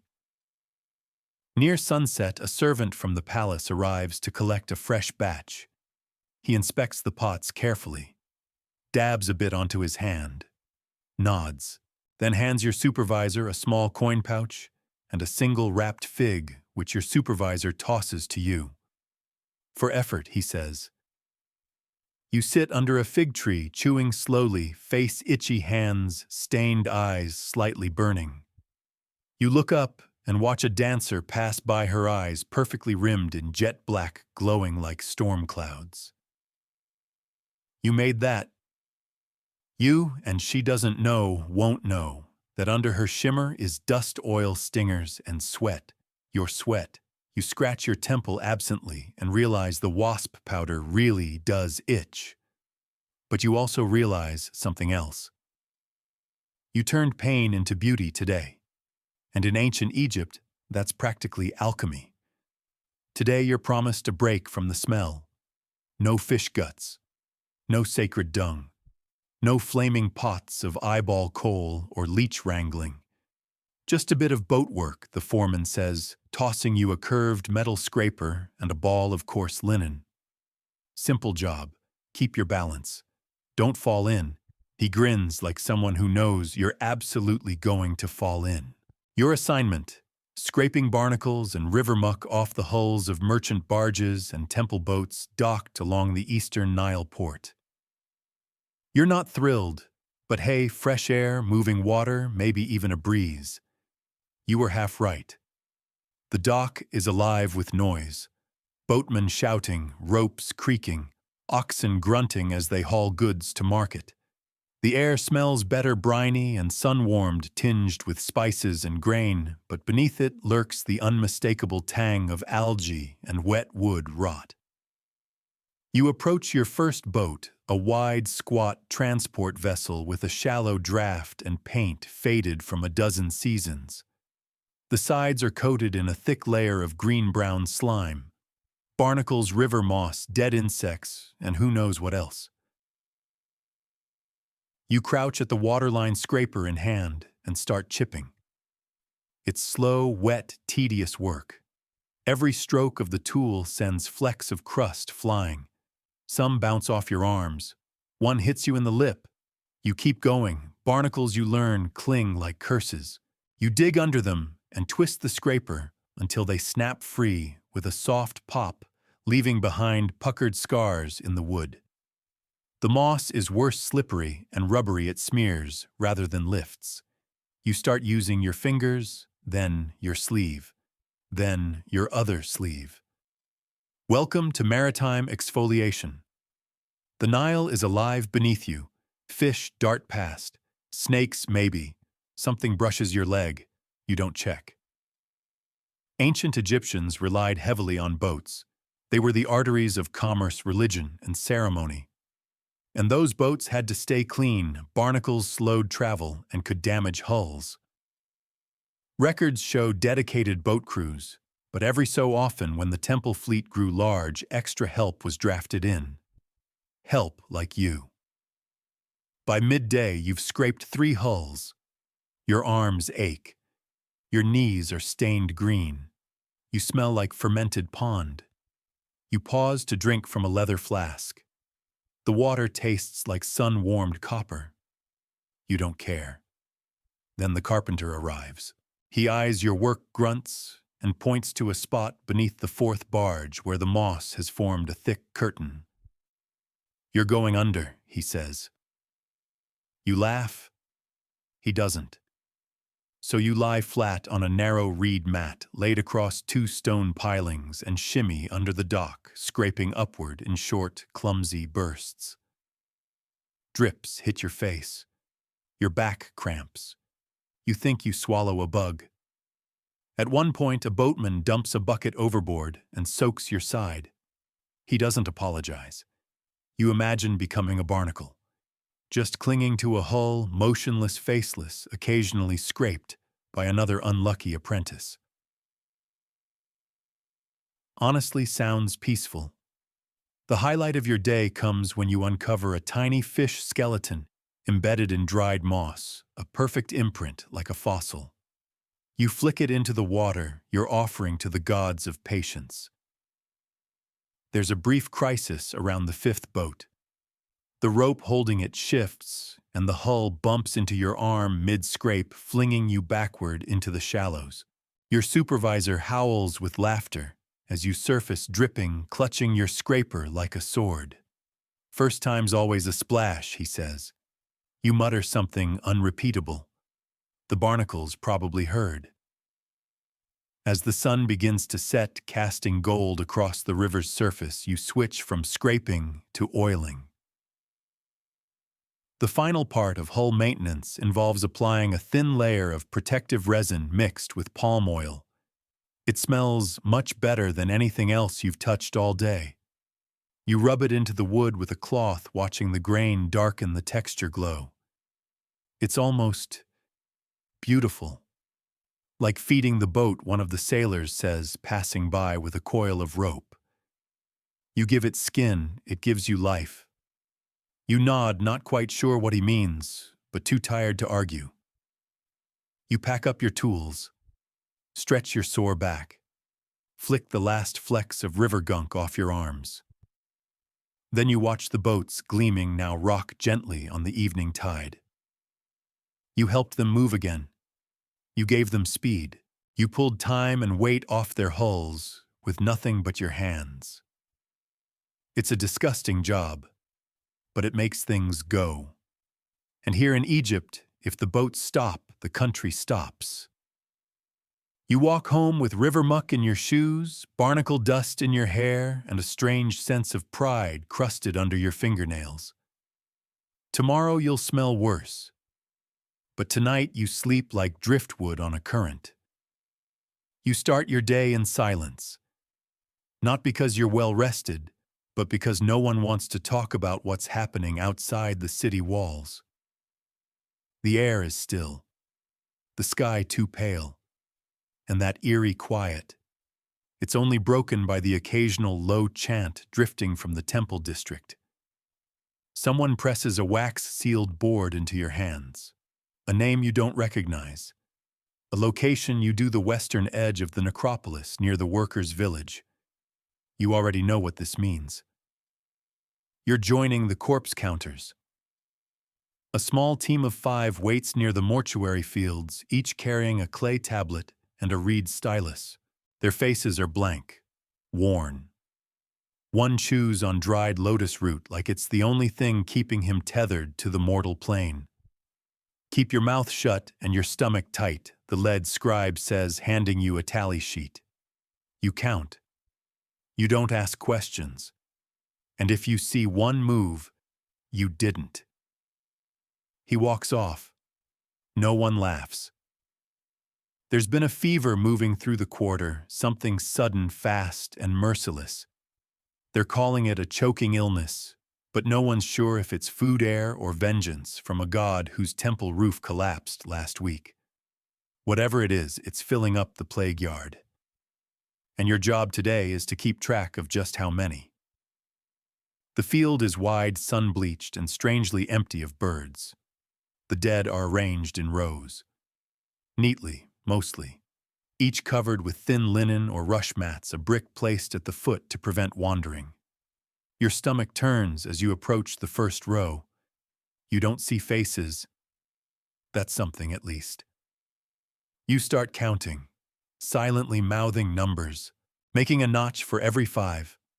1, 2, 3, the 4th mat is too small. A child. You pause. Breathe. Move on. Ancient Egyptian mortuary practices were intricate, especially for the wealthy. But in outbreaks, things became utilitarian, fast, efficient. Temples took over duties usually reserved for families. Some say plague bodies were buried without full rites. Some say secret spells were muttered anyway. Historians still argue. You don't argue, you count. You make it through 5 rows before a linen sheet shifts in the breeze and reveals an open mouth frozen mid-gasp. You nearly drop your stylus. Don't look at their faces, someone murmurs beside you. It's like trying to count the stars through a storm. The sun climbs higher. Your clothes stick to your back. The smell intensifies, not just decay, but burned herbs, sour sweat, dried blood, and old incense trying to fight it all off and losing badly. You glance up and see a group of priests on the far end of the yard, swinging censers and muttering purification spells. Whether the gods are listening today is anyone's guess. You move to the next cluster. These weren't wrapped at all, just lined up, arms crossed, dusty feet pointed toward the Nile. You count them too. At one point, a worker vomits behind a wall. No one comments. Another scratches tally marks into a wall instead of his tablet. You decide not to ask. You take a break near the edge of the yard. Someone hands you a piece of flatbread and a strip of dried fish. You can't eat it. Your hands still smell like natron and old blood. Instead, you sip warm beer from a cracked jug and stare out across the sand.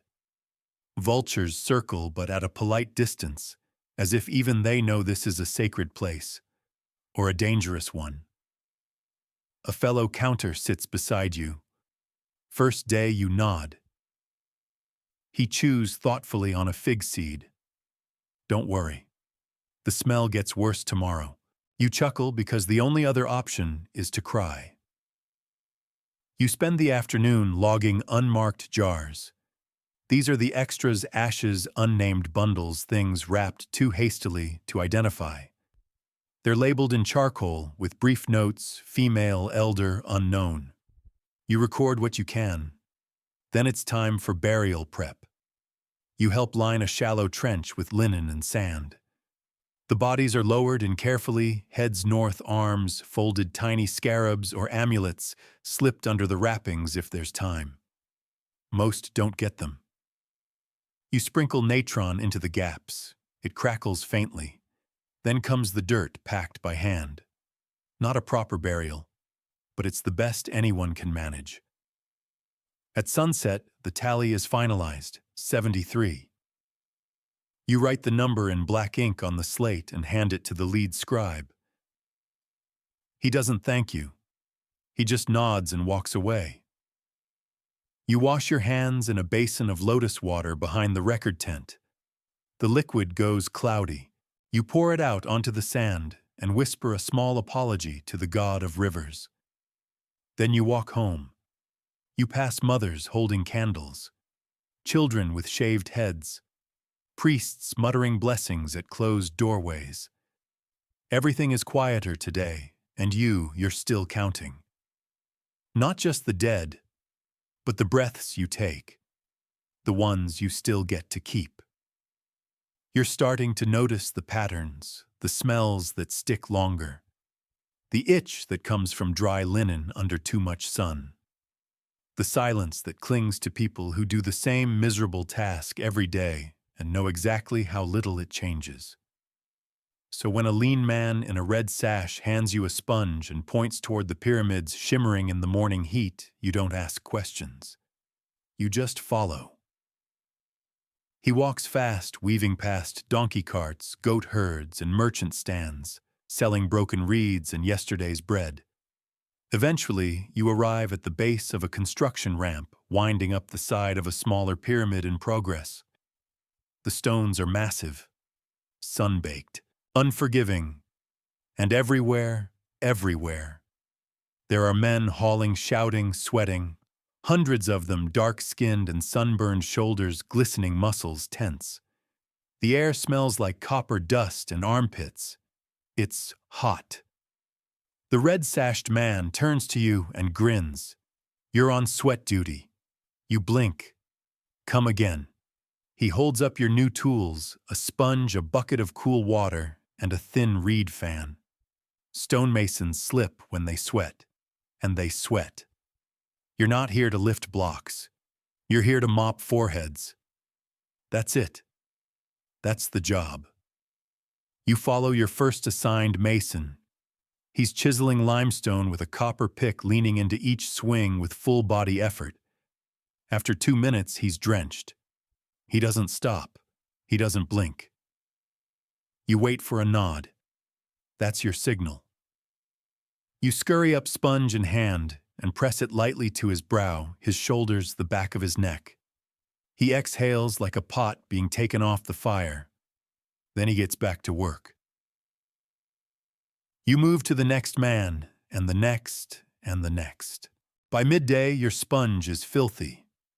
Your water bucket smells like a bathhouse. Your shoulders burn from climbing the ramp over and over, lugging buckets, ducking flying pebbles, and narrowly avoiding sleds dragging stone blocks the size of oxen. One man slaps your back. "Good hands," he says. "Last boy wiped too hard. Took my eyebrow." You take the compliment. There's no glamour here. No golden sarcophagi. No papyrus scrolls. Just heat labor and the constant dull roar of human effort. And in the middle of it all, you the sponge bearer. You learn to read body language. A squint means fan me. A shoulder roll means sponge now. A hand slap means don't touch me unless you want to be thrown off this pyramid. There are no breaks, just shifts. Sweat is a hazard, especially on the high ramps. It turns stone slick, makes sandals slide. You see a man go down, not badly, but hard enough to bleed. He's hauled away. You add a splash of beer to the next bucket in his honor. There's a fringe theory that sponge bearers were sometimes chosen from among temple novices, boys too weak for quarry work, but needed for ritual purity tasks. Whether that's truth or guesswork, historians still debate. You were chosen because your hands were free. Now they're soaked. By afternoon, the wind picks up. Dust swirls. You tie a scrap of cloth around your mouth and press on. You switch to a fresh sponge and refill your bucket with sweetened water from a barrel tucked behind a support beam. Your last route of the day is the hardest, the peak tier. You climb slowly, using handholds cut into the ramp wall, stepping carefully over gaps and loose gravel. At the top, 3 masons are finishing a new corner joint. They're sun-blackened, nearly silent, their movements practiced and slow. They don't look at you. You kneel and sponge each one in turn. They nod. That's all. And for a brief moment standing up there, watching the sun drop into the Nile, you feel it. The rhythm of something ancient, something massive, something that will last longer than any of you. These men will be forgotten, their sweat will dry. Their names won't be carved anywhere. But their stones will remain, and so will yours. Because today you helped hold this thing together. Not with a chisel, not with rope, but with a sponge, a bucket, and your own 2 hands.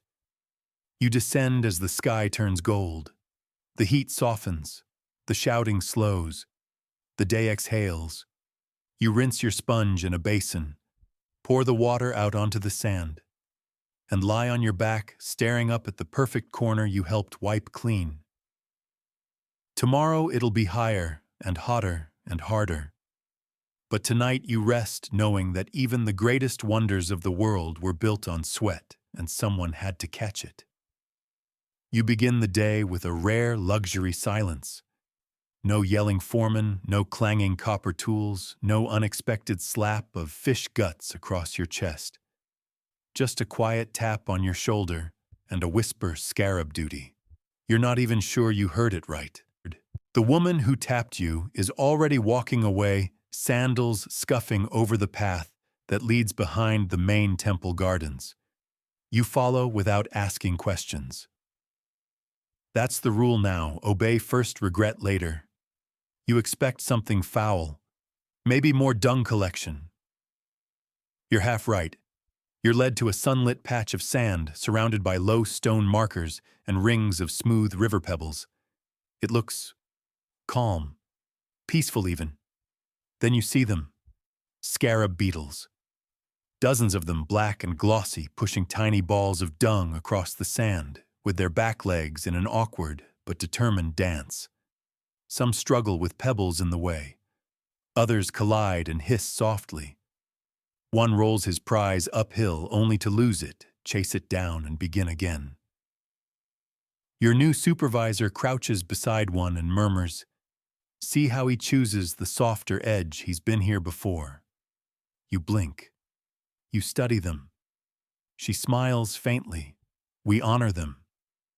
In ancient Egypt, scarabs weren't just bugs, they were sacred. Khepri, the god of the rising sun, was depicted with a scarab's body. People wore scarab amulets for protection, renewal, and rebirth. These beetles rolling dung through the desert were seen as symbolic of the sun god pushing the sun across the sky. And today your job is to observe and record their behavior.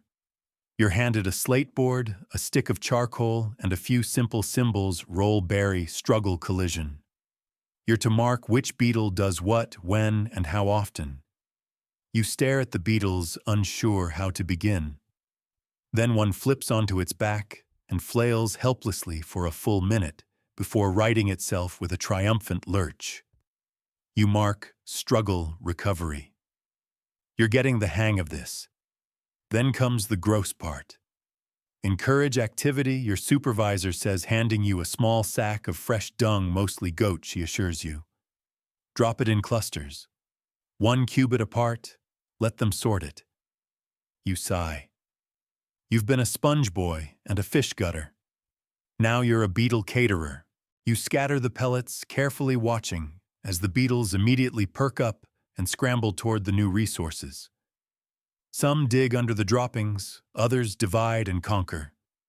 One aggressively shoves a rival aside. You record it all. Roll, bury, push, fight, win. A small crowd of temple children watches from the garden wall. They whisper to each other, pointing at the beetles like they're miniature wrestlers in a sacred tournament. One asks, "Will the winner become a star?" The supervisor says, "Only if it reaches the end of the path." You don't know if that's a metaphor or an actual temple belief. Possibly both. There's even a fringe theory in some modern writings that high priests believed individual scarabs could carry messages to the afterlife, especially if they completed a full rolling circuit without interference. Historians still argue whether this was a spiritual ritual or a poetic invention retrofitted into myth. Today you watch one beetle push his dung ball around a perfect ring of stones. No help. No detours. You name him champion. By midday your hands smell like goat. You've drawn 15 beetle maps, 4 behavioral tallies, and a very poorly rendered sketch of champion that looks more like a loaf of bread with legs. No one's judging. You take a break in the shade of a sycamore and drink cool water from a reed straw. Nearby, 2 scarabs begin a sort of slow-motion dance, circling each other in wide arcs, dung balls forgotten. Courtship, the supervisor mutters. You raise an eyebrow. Or rivalry, she adds. We still don't know. You note it on your slate, mystery spiral behavior unresolved. Later, you assist with a more delicate task, retrieving a sacred burial scarab from the sand. It's a carved stone amulet buried for a seasonal ritual meant to be unearthed after the beetles have passed over it. You brush away the grains with soft cloth, lifting the polished scarab into your palm. It's warm from the sun, etched with tiny hieroglyphs. You wonder who it was for. A priest, a widow, a child. You place it in the offering bowl beside a sprig of fresh lotus and 2 peeled dates. The supervisor nods. Good hands, she says, quiet hands. That's the highest compliment you've heard all month. As the sun tilts westward and the beetles burrow for evening rest, you finish your last sketch. Champion is gone, his ball half buried in a corner of the plot. You make a final note. Return to sand job complete. You rinse your hands with sand and oil, brush off your tunic, and follow the path home past rows of young palm trees and hummingbirds. You spent the day watching beetles roll dung, and it was peaceful, gross. Definitely. But peaceful. Because even the smallest, dirtiest creatures can carry the sun across the sky, and today you bore witness. You've scraped barnacles, carted fish heads, soothed sweaty masons, and tracked dung-rolling beetles like a scholar. So when someone hands you a woven reed basket sealed with a lid and says, "Take this to the serpent house," your first thought is, no. Your second thought is, too late. The basket is moving.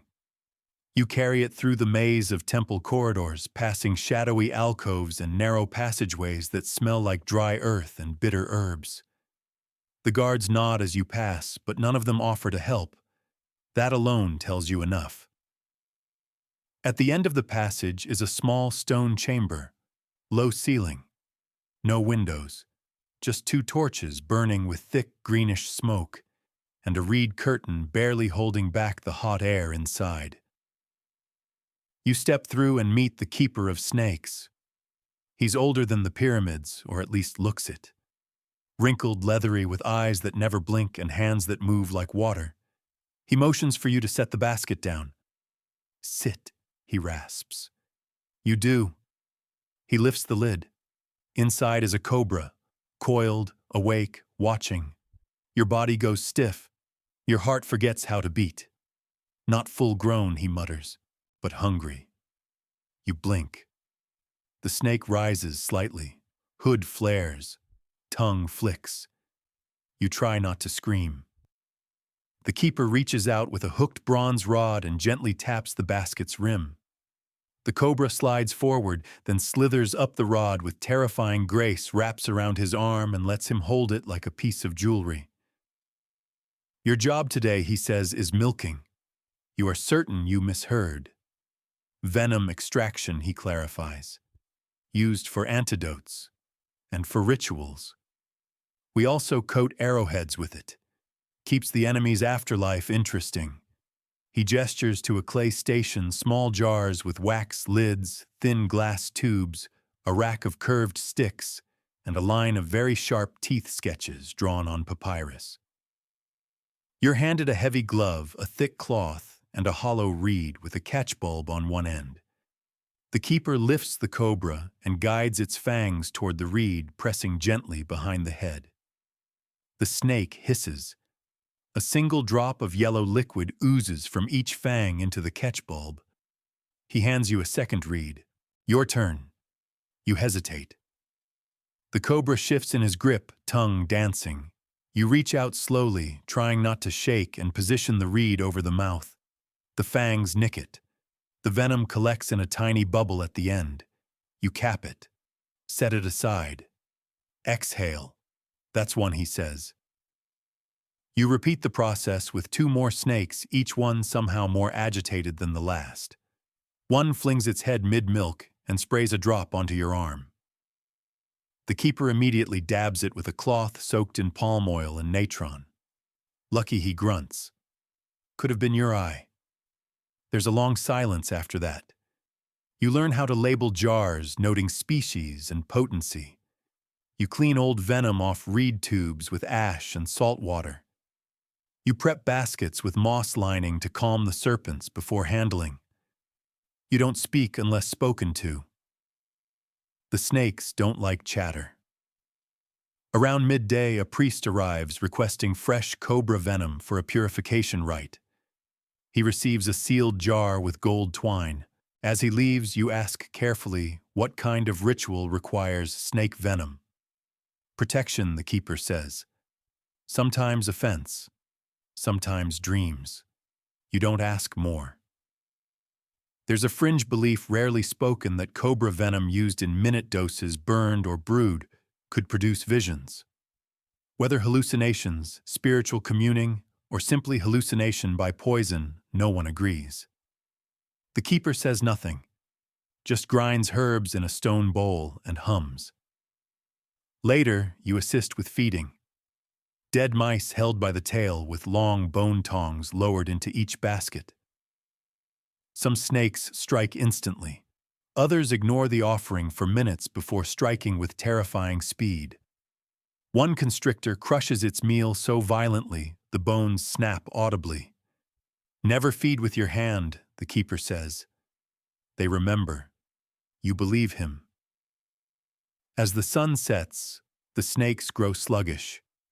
You help clean the floor, change out dried leaves in the storage baskets, and dab resin along the doors to keep beetles out. The last task is coiling a sleepy python into a ceramic jar for transport. You're allowed to pet it. Just once. Behind the head. Its scales feel like polished ivory.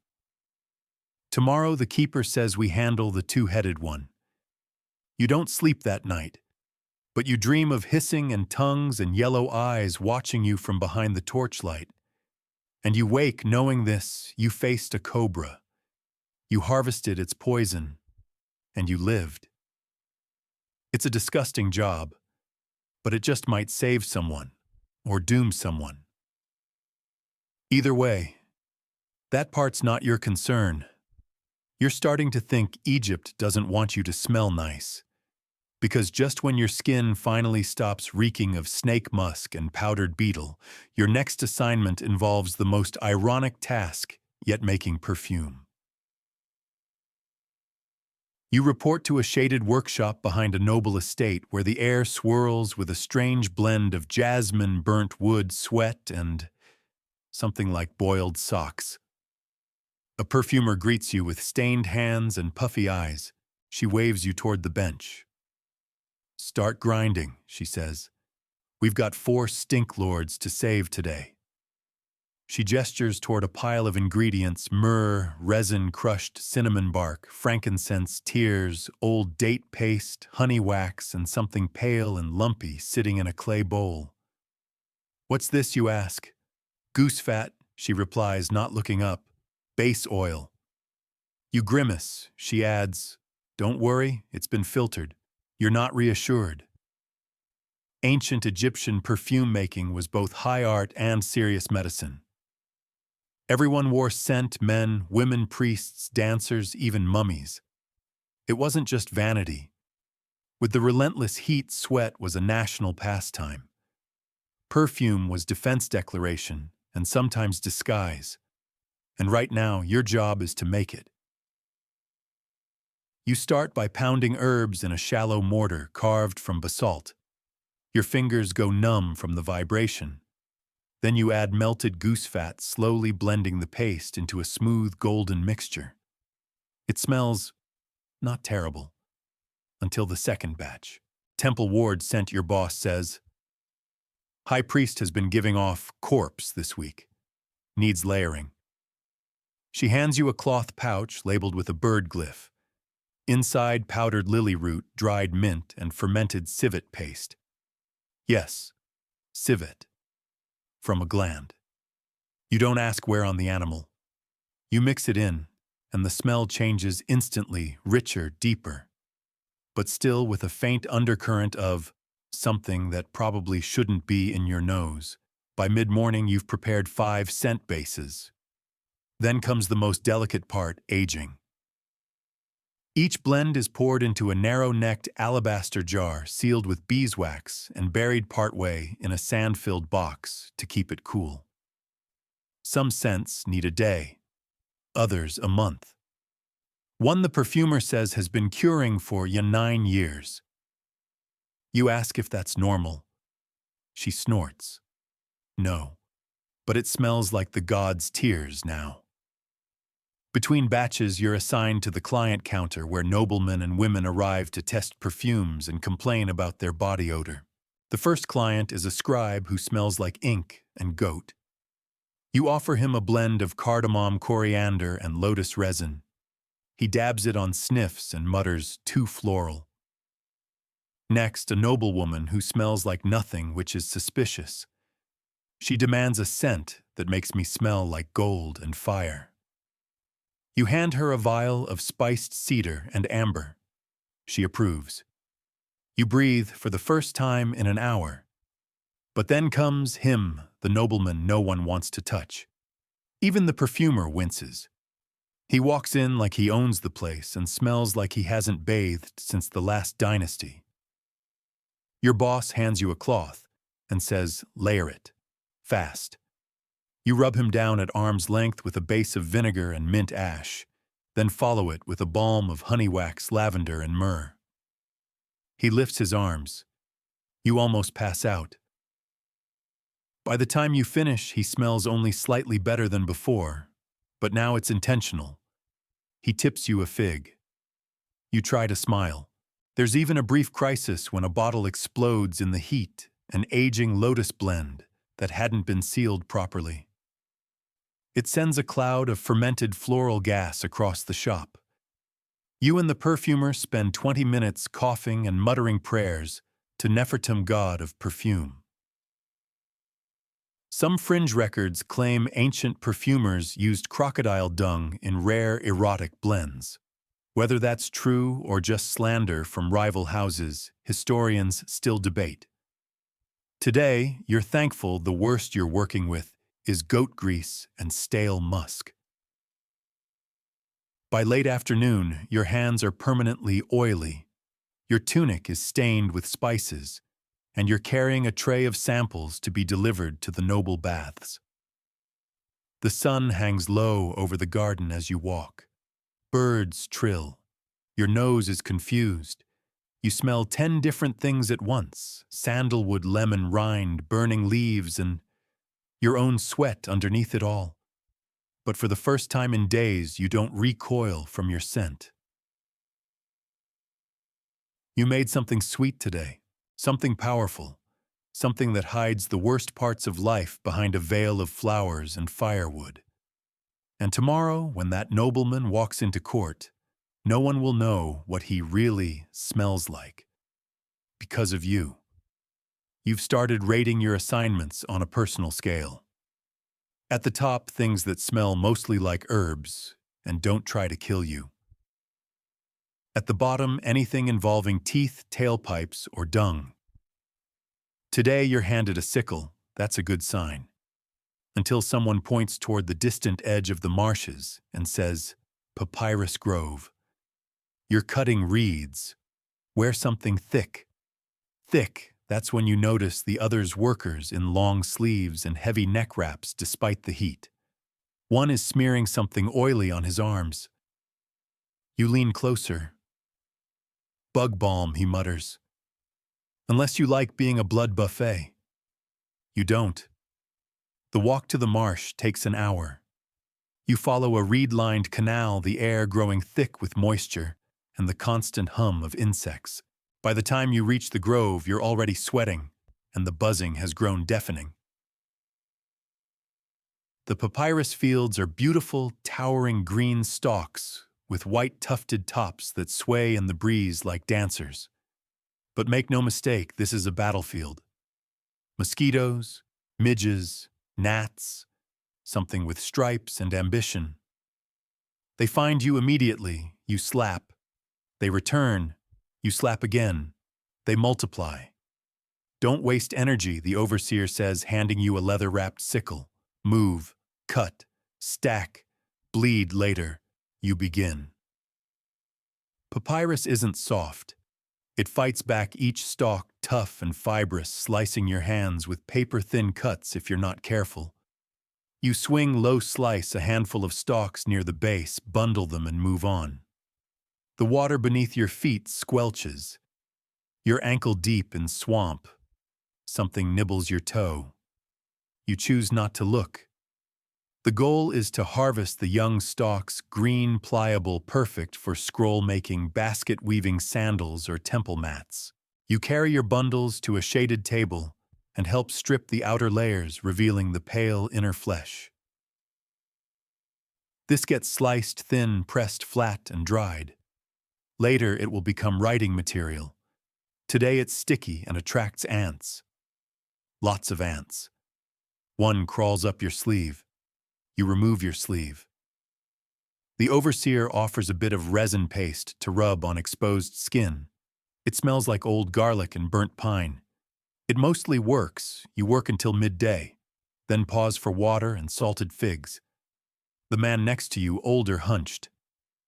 Missing a few fingers, shows you how to bind papyrus coils with palm fiber twine. His hands are fast, precise. They say papyrus is the bones of Thoth, he mumbles. Sacred stuff, even if we bleed for it. You nod, though you're too dehydrated to speak. There's a sudden shriek from the far side of the marsh. A cutter tripped and fell face first into a leech patch. You glance over just in time to see him flailing and spitting curses. 3 workers rush to help.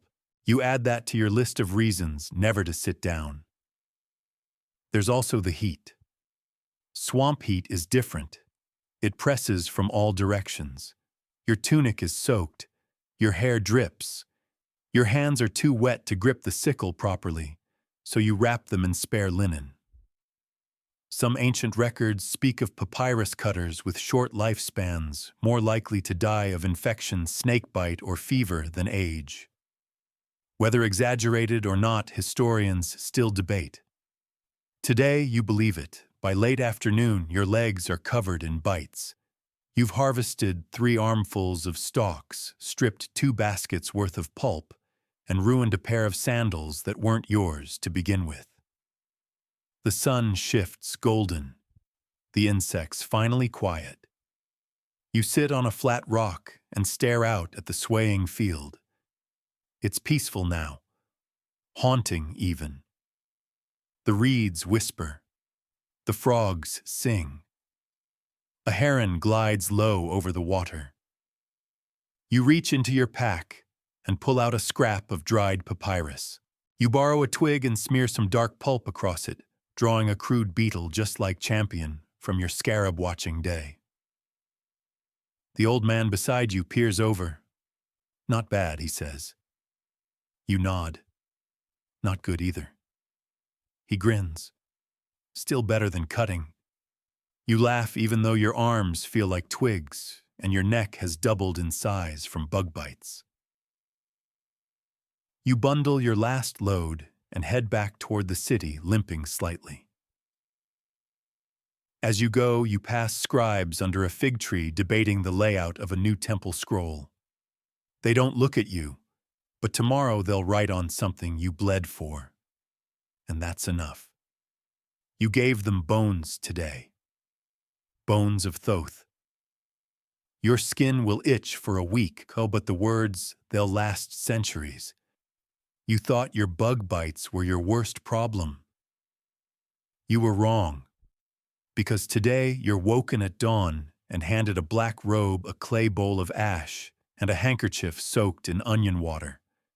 Put it on, says the temple mourner. You'll need the tears. You blink. I'm not actually sad, though. She doesn't smile. You will be. Today you're a professional funeral mourner. You've seen funerals from a distance, slow processions of priests and musicians, women wailing, men muttering prayers, servants scattering herbs. You thought the mourners were just family. Turns out many are hired. You're one of them now. You and 7 others are herded into a small chamber where the air is thick with incense and sweat. You're each given a role. 2 will sing. 2 will beat their chests. 1 will scatter dust. You're in charge of weeping. Loudly, convincingly. Don't forget the sob catch, the mourner says, handing you a cloth to hold dramatically under your eyes. And pace yourself. It's a long procession. The deceased is a merchant, wealthy, childless, buried with honor but no living daughters to grieve. That's where you come in. You practice your cries in a quiet hallway, wailing like you just watched your best goat drown, moaning like you just spilled 5 years of lentils. The others nod approval. It's strange. You expected to feel ridiculous. But once the music starts slow, flute, low, drum, you begin to believe your own performance. The priest sprinkles natron water over the wrapped body. 2 dancers begin circling. A cow is slaughtered quietly in the background, its blood saved for ritual. You follow the bier, walking slowly, sobbing, smearing ash onto your face. The sun rises. People gather along the road, bowing or nodding solemnly as you pass. No one questions your presence. You are grief incarnate, and it feels real. At one point, another mourner lets out a keening cry that makes your neck hairs rise. She doesn't stop for breath, just wails, shaking fingers, clawing at her scalp. She's not pretending, not entirely. You step up your game, kneel beside the bier, pound your fist on the dirt, smear more ash across your cheeks. You think about all the work you've done, fish guts, temple, dung, canal, muck. But this is different. This is theater. But also something else. There's a tradition in Egypt of hiring women to perform the 9 cries at a funeral ritual, laments meant to guide the soul into the afterlife. Sometimes they impersonate family. Sometimes they channel divine grief. There's a fringe theory that mourners were believed to absorb part of the dead's pain, making the journey lighter. Whether that's true or just myth, you can feel it today. A weight in your chest that isn't just ash and hot air. By midday, you're at the edge of the necropolis. The tomb is small but ornately carved sun disk, hawk wings, and inscription, naming the merchant and his offerings. You kneel again as the priests chant. Your task isn't done. Now comes the final ritual, face marking. You dip your fingers into the ash bowl and smear 2 dark streaks beneath your eyes. Then you press your hands to the tomb wall, leaving a print, a record of your mourning. The priest gives you a nod. You've done well. The merchant's body is lowered into the chamber. Offerings placed, seal closed. You don't cry anymore. Your voice is gone. Your throat is dry. You drink stale beer with the other mourners under a fig tree, each of you quiet now. A few removed their veils. One woman wipes her face and mutters, "That one felt heavy." You agree. They tell you it's not always this intense. Some funerals are rushed. Some families don't care. Once someone laughed during a hymn. But this one was real, they say. You walk back to the city with ash in your ears and tear salt drying on your cheeks. You pass a wedding procession, singing, laughing, clapping. No one notices you, but tomorrow someone else will die, and someone like you will show up. Not to deceive, but to carry the sorrow. Because even grief in Egypt is a profession, and for a few hours today you were a master. You're hoping for something clean today. Not emotionally clean, you gave up on that 5 funerals ago, but physically. Something dry, maybe dusty, maybe involving scrolls. Instead, they hand you a sandal. Not a new one. Not a nice one. A cracked, reeking piece of woven leather with a big gash across the toe strap and what looks like a rat bite on the heel. You're in the granary district, and this is pest control. Specifically, pest smashing. You blink at the sandal. Use the flat end, the steward says. Don't aim for the head unless you want guts on the grain. You laugh. He doesn't. Welcome to Egypt's most underrated job, guardian of the silos. You're led into a massive adobe structure round dark, cool inside, despite the heat outside. The air smells like dry wheat, sour dust, and the unmistakable musk of things that skitter when you aren't looking. There are rows of storage pits, some open, some sealed with mud caps. Your task, patrol. Listen. And smash. You begin with the perimeter. Rats are clever. They chew through clay, squeeze through palm thatch walls, even dig from underneath. You find one tunnel right away, shallow, still warm. You flatten it with your heel and sprinkle it with ground pepper and ash. Discouragement mix, your mentor says. Works on mice. Sometimes. Then comes the first sighting. A grain beetle, shiny and fast, darting across the stone floor like it owns the place. Whup! You get it. Not cleanly, it squishes. You wipe your sandal on a broken pot shard. Moments later, another. Then 2. Soon you're in full chase mode, wielding your sandal like a sacred weapon, flailing in the dust while trying not to upend the actual grain bins. It's undignified. It's exhausting. It's necessary. A single infestation could ruin an entire season's harvest. Even Pharaoh's royal storehouses weren't immune. Some temple records mention entire villages cursed after worm-ridden bread was offered during a festival. Whether literal curse or collective food poisoning, historians still debate. You just focus on your swinging arm.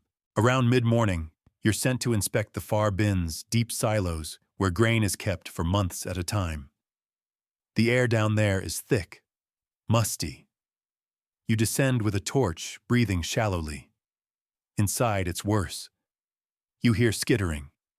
Not rodents, bigger. Snake. You freeze. Its body coils along the back wall, basking in the grain's warmth. A banded, thick-bodied creature with eyes like amber stones. Harmless, the overseer later says. Probably. You don't wait to confirm. You climb out carefully, mark the silo with a chalk glyph, and add snake inside, maybe sacred. Then it's back to rats. You catch one with a baited jar. Another falls into a pit and can't climb out. You finish it with a dropped stone. You start to lose count. Later, you clean the floor with a reed broom and lemon water, then smear the doorway with tamarisk resin. Flies hate it, or so they say. The sun is hot by now. Your mouth tastes like grain dust. You drink water that's been sitting in the corner since yesterday. It's warm. You don't care. Someone brings lunch flatbread with lentil paste and a strip of dried fig. You eat while perched on a crate of barley, watching a spider cross the floor. You don't kill it. Spiders are good. Probably. There's even a moment of peace. No scuttling, no squeaking, just quiet grain sacks and soft torchlight. You wonder what it's like in the palace where someone else's sandal does this job. You return to patrol. Another beetle. You lift the sandal. Whup! Job done. You're almost used to the smell of failure by now. Rotten fish, burnt dung, dead leeches, you've worn it all like perfume. But today's scent is different, feathery, sharp, and oddly sweet. Because today you're assigned to the poultry yard, not feeding chickens, not counting eggs. You're here to pluck birds. Your first warning comes when the coop door opens and a wall of sound hits you. Squawks, flapping panic, the chaotic chorus of several dozen geese, ducks, and chickens all doing their best to avoid the inevitable. Catch one, your handler says, handing you a net and a burlap sack. You lunge. You miss. You lunge again. You land face first in straw and feathers. Eventually, you catch a chicken, a fat, angry, screeching beast that flaps against your arms like you've offended its ancestors. You wrestle it into the plucking corner, where a shallow fire pit waits.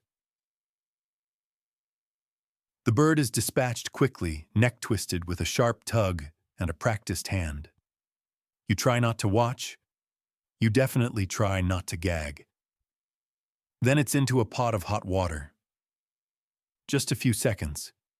You pull it out by the legs, and now it begins the ancient Egyptian art of feather removal. You learn quickly that it's all about speed and pressure. Wait too long and the skin toughens. Go too fast and you tear it. The feathers come loose in clumps, releasing a smell that's part wet hay, part sweaty oil, and part something worse. You pluck and pluck and pluck. Your hands become coated in a mix of fluff, pin feathers, and grease.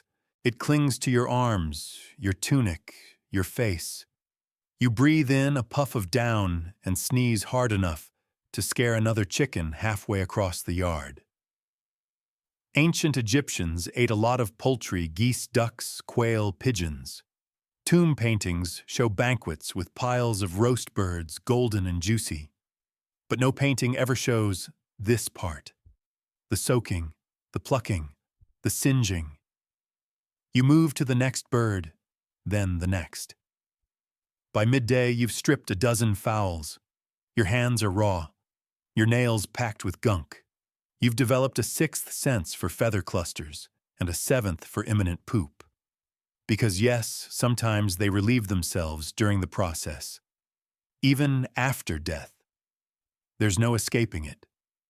You break for lunch and sit beside a pile of stripped birds munching dried bread, while a duck stares at you from a nearby cage, blinking slowly. Judging. One of the older workers tells you about a fringe belief that plucked feathers, if burned with garlic and ground limestone, could repel malevolent spirits. Especially ones that smell like spoiled eggs, he adds. Historians still debate whether it was superstition or just a desperate deodorizer. You kinda believe it. After lunch, you help with singeing, holding each bird briefly over open flame to burn off the tiny hair-like filaments left behind. The smell changes. Richer now. Darker. You're told not to hold it too long, or the skin will blister and ruin the sale. At one point, a chicken escapes mid-process and runs half-plucked across the yard, trailing steam and flapping one bare wing. You chase it. The others laugh. You finally catch it near the compost pit. They name it Nefertweet. You finish the day packing the cleaned birds into crates lined with salt and reeds. They'll be sold in the morning market or delivered to noble kitchens. Your job isn't done until the feathers are dealt with. They're gathered into big sacks, some used for stuffing cushions, others burned. You carry the sacks to the burn pit, feathers trailing behind you like some sick parade. You reek. Your skin itches. There's a feather in your mouth, again. You stagger home as the sun sets, hands still twitching in plucking motion, brain repeating the rhythm: grip, tug, twist, toss, grip, tug, twist, toss. It echoes in your sleep. And when you dream, it's of chickens, featherless, staring. The last thing you expect when you arrive at the temple district is for someone to hand you a comb and say, "Today you delouse the scribes." You blink. What? The priest doesn't repeat himself. Instead, he points to a shaded pavilion where three scribes sit hunched over papyrus scrolls, scratching their heads in distracted misery.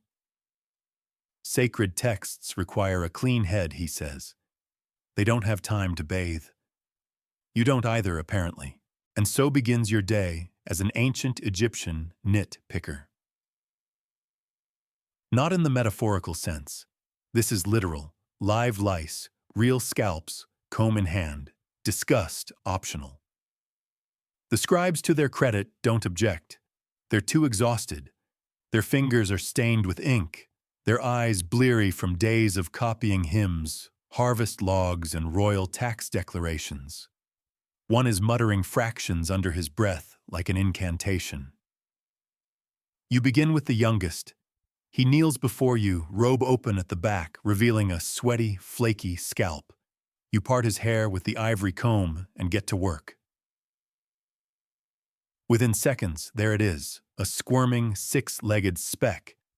You flick it into a bowl of vinegar and sand. One down. Approximately 300 to go. This, it turns out, was a common enough task. Lice were rampant in ancient Egypt.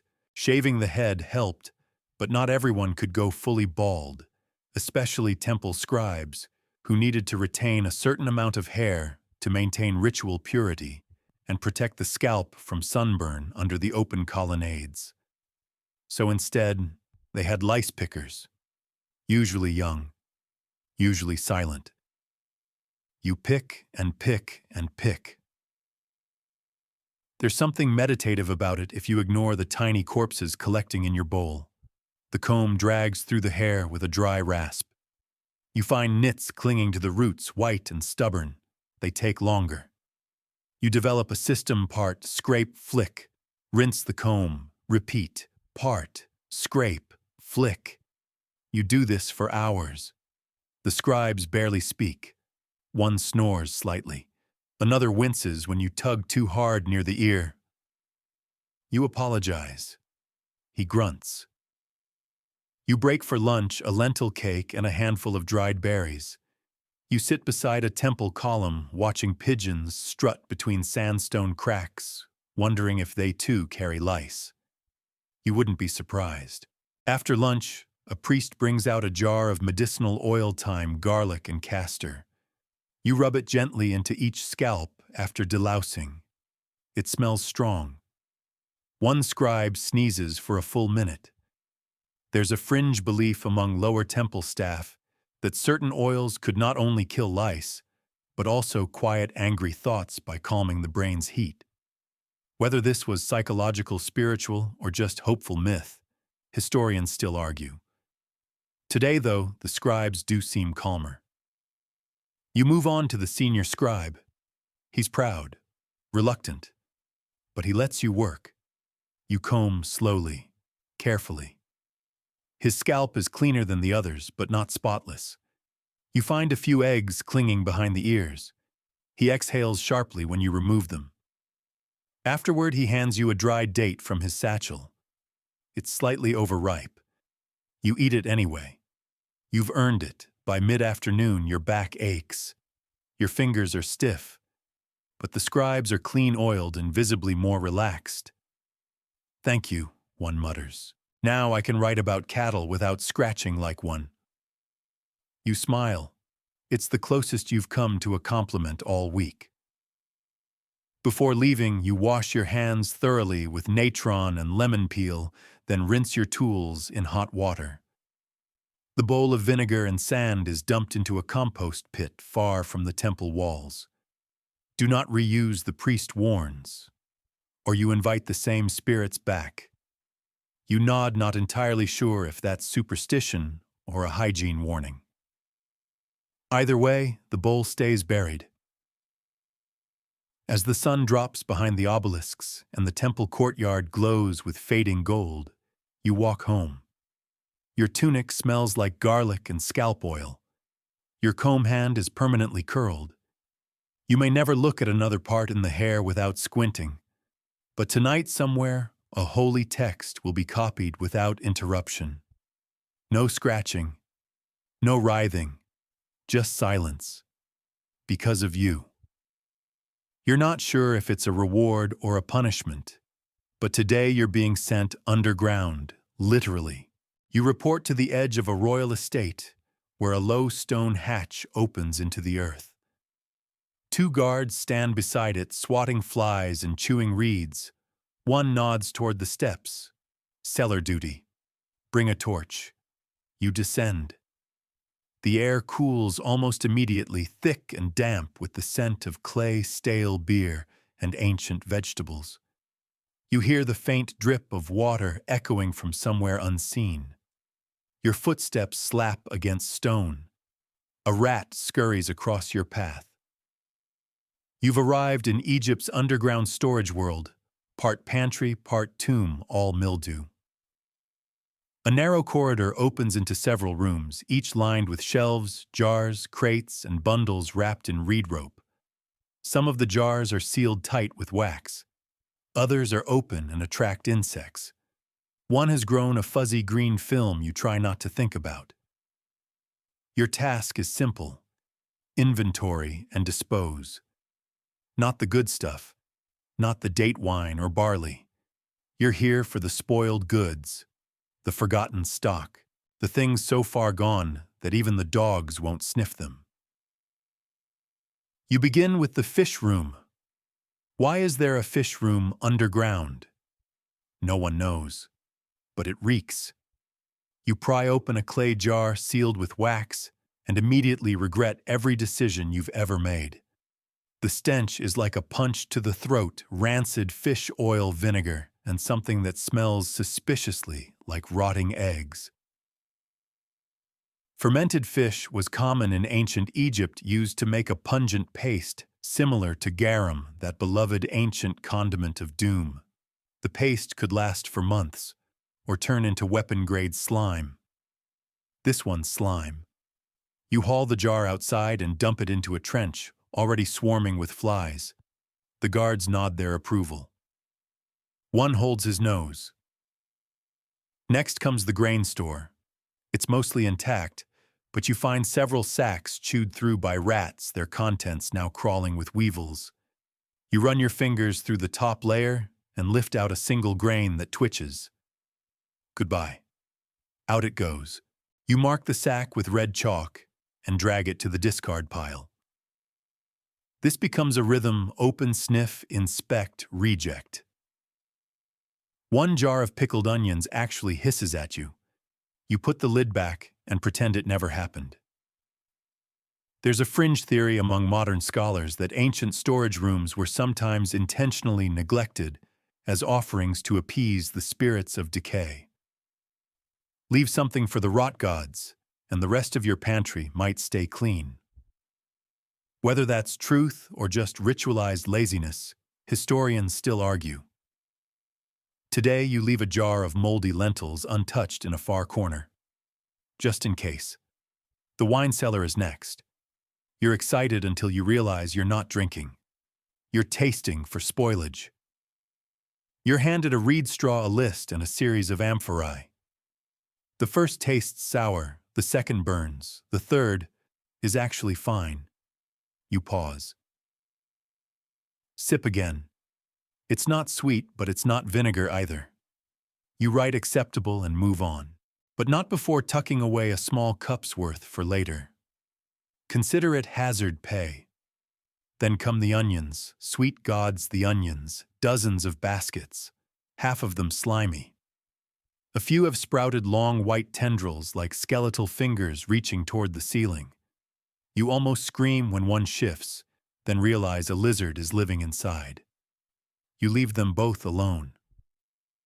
By the end of the day, you've cataloged 47 containers, removed 14, gagged 7 times, and somehow grown accustomed to the smell. Your hands are crusted with dried paste. Your tunic is stained with something dark and unnameable. You've got an ant bite on your ankle and saw a spider the size of a coin watching you from a ceiling beam. You light one last torch and take a final walk through.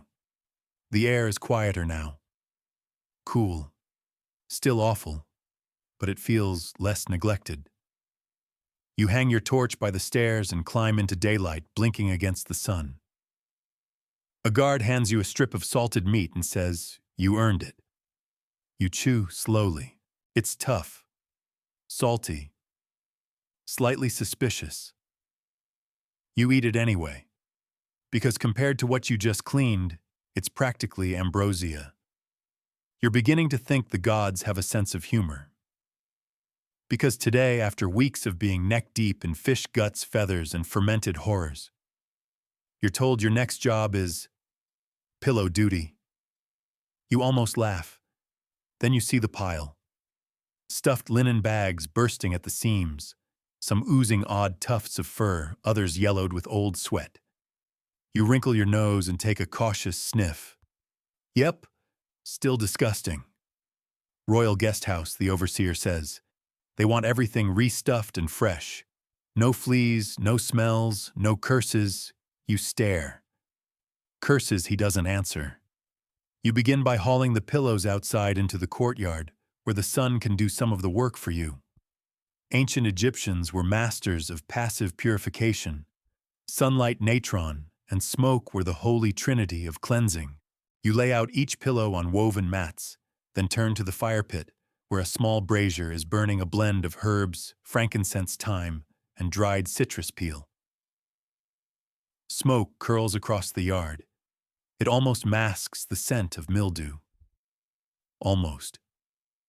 You rip open the first pillow. Out pours a cloud of dust hair, and what may once have been goose down, now matted and yellow-gray. A flea leaps from the edge and disappears into the grass. You drop the pillow and stomp the ground like a madman.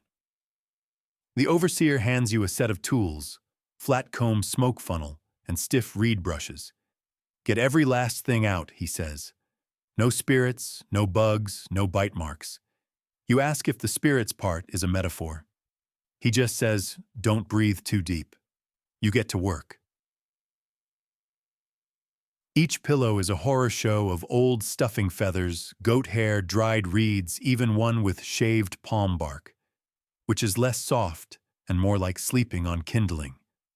You pull it all out, bag it in a waste sack, and brush down the linen covers inside and out. Then comes the fun part, smoke fumigation.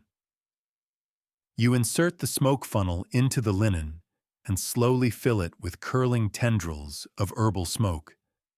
Not just for scent, the idea is to drive out insects' moisture, and depending on who you ask, misbehaving spirits. One of the older workers insists on chanting a few lines from a protective hymn while doing it. You hum along awkwardly. Never hurts, she mutters. Then you restuff, clean goose down, dried papyrus fluff, even imported kapok if you're lucky you're not. You fluff, layer, stitch, and tie. One by one, the pillows regain their shape, round, firm, mildly dignified, the kind a noble might drool on after too much date wine. There's a fringe practice you learn mid-process. Some households slip small charms into pillows for dreams, tiny glyph-inscribed bones, carved beetles, even minuscule scrolls. One linen sack you open has a sliver of ivory etched with the eye of Horus tucked inside. The other workers don't touch it. You pass it reverently to the steward, who nods and places it into a ceremonial box. Blessed dream token, he says. Could be worth more than the bed. By mid-afternoon, you're moving in a rhythm, unpick, empty, smoke, restuff, so you get good at it. You learn how much is too much stuffing. One noble cracked a rib, once allegedly how to balance shape without lumps, and how to judge fabric quality by fingertip. Somewhere in there, a pillow bursts in your arms mid-stuff and showers you in white fluff like some deranged snowfall. You sneeze 5 times. The others cheer. The sun begins to dip. You carry the last armful of fresh pillows into the shaded storeroom, each one now plump, faintly perfumed, and dare you say it, welcoming. You test one with a quick flop of your head. It's heavenly. Too bad you'll never sleep on one. As you return the tools, the overseer hands you a pillow fragment just the corner and says, "Take it. You'll sleep better." It smells faintly of mint and warmth. You nod your thanks. That night you fold the scrap under your head and dream of nothing, which after today is a miracle. You wake to the sound of a goat sneezing. It's not unusual. You've been sleeping in a storage alcove beside the temple stables for 3 days now, and animals are your new neighbors. But today isn't about feathers or lice or steaming dung piles. Today is about blood. You're sent to the slaughter court. It's a wide open-air space behind a high stone wall. The ground is packed mud-scorched black in places grooved with decades of hoofprints and the dark stains of sacrifices past. You're handed a tunic that's already stained red. You've arrived at the last stop in Egypt's meat chain, not the glamorous feast. The beginning. Slaughtering animals in ancient Egypt wasn't just a job. It was ceremony duty and, yes, absolutely disgusting. The animals arrive early: goats, sheep, a few small cattle. They're tied to posts, eyes wide, legs trembling. Some try to bolt. Some collapse from the heat. You're told your task is blood channeling. You blink. Not the killing, the butcher explains. Just the catching. He points to a row of wide terracotta basins and a narrow clay trench carved into the ground. Your job is to ensure that the blood once spilled flows where it's supposed to go. You learn quickly that fresh blood moves, hot, thick, and fast. You guide it with bits of reed, scooping away clots so the channel doesn't clog. You spread ash on slick spots. You add more sand when the basin overflows. The smell is unforgettable. Hot iron, sweat, old leather, and something sour underneath it all. Even the flies seem confused, excited, but overwhelmed. They swarm in patterns like a curse being written in the air. You try to breathe through your mouth. The first goat goes quickly. A priest chants. A blade flashes. The blood arcs into the basin, hissing as it hits the warmed clay. The goat twitches, then stills. You almost drop your reed stick, but you keep moving. There are fringe rituals in which the blood of a sacrificial animal is thought to carry divine essence used to bless fields, tools, even newborns. You're told not to spill a drop. Whether divine or not, it's precious. You wipe your hands on your thighs and step to the next. Some animals struggle. Some go silent. Some look right at you and you swear something passes between you, a question maybe, or an accusation. By midday, your arms are painted red to the elbows. Your feet squelch in your sandals. Your mouth tastes like copper, even though you haven't touched a thing. And yet there's a rhythm here too. A grim choreography. Chant, blade, blood, ash, reset. Chant, blade, blood, ash, reset. You become part of it. One of the priests tells you to sprinkle natron over the altar stones. The salt crackles in the heat. He nods when you do it right. Another hands you a woven fan, and you shoo flies away from the carved offering table. There's a moment of pause. Silence. Then the next round begins. Later, a butcher hands you a small, cooked piece of meat wrapped in fig leaf. Test batch, he grunts. Blessed. You eat it. It's tender. Warm, slightly smoky. You sit beside a low wall, watching the last of the blood seep through the channels, vanishing into the thirsty ground. The basins are emptied. The ash is raked. The sun lowers. You clean your hands with sand and wine, then with natron and mint. The red stains fade, but not entirely. There's a mark now, one you feel more than see. You helped turn life into sustenance. You didn't kill, but you guided the blood. That counts for something. As you stand to leave, the priest places a reed crown on your head. It's crooked, smells like sweat, but it's a gesture. You nod and walk home, the dust caking to your wet sandals, your fingers still twitching with the memory of hot blood moving fast. You've done some horrifying things, some hilarious things, some deeply weird things. But this was the final act. And now it's time to rest. The day softens as night drapes its quiet over the desert. You wash your hands one last time in cool water, watching the red swirl away like a dream slipping through your fingers. The stars rise slowly, first one then another, until the sky is full of eyes, distant and watchful.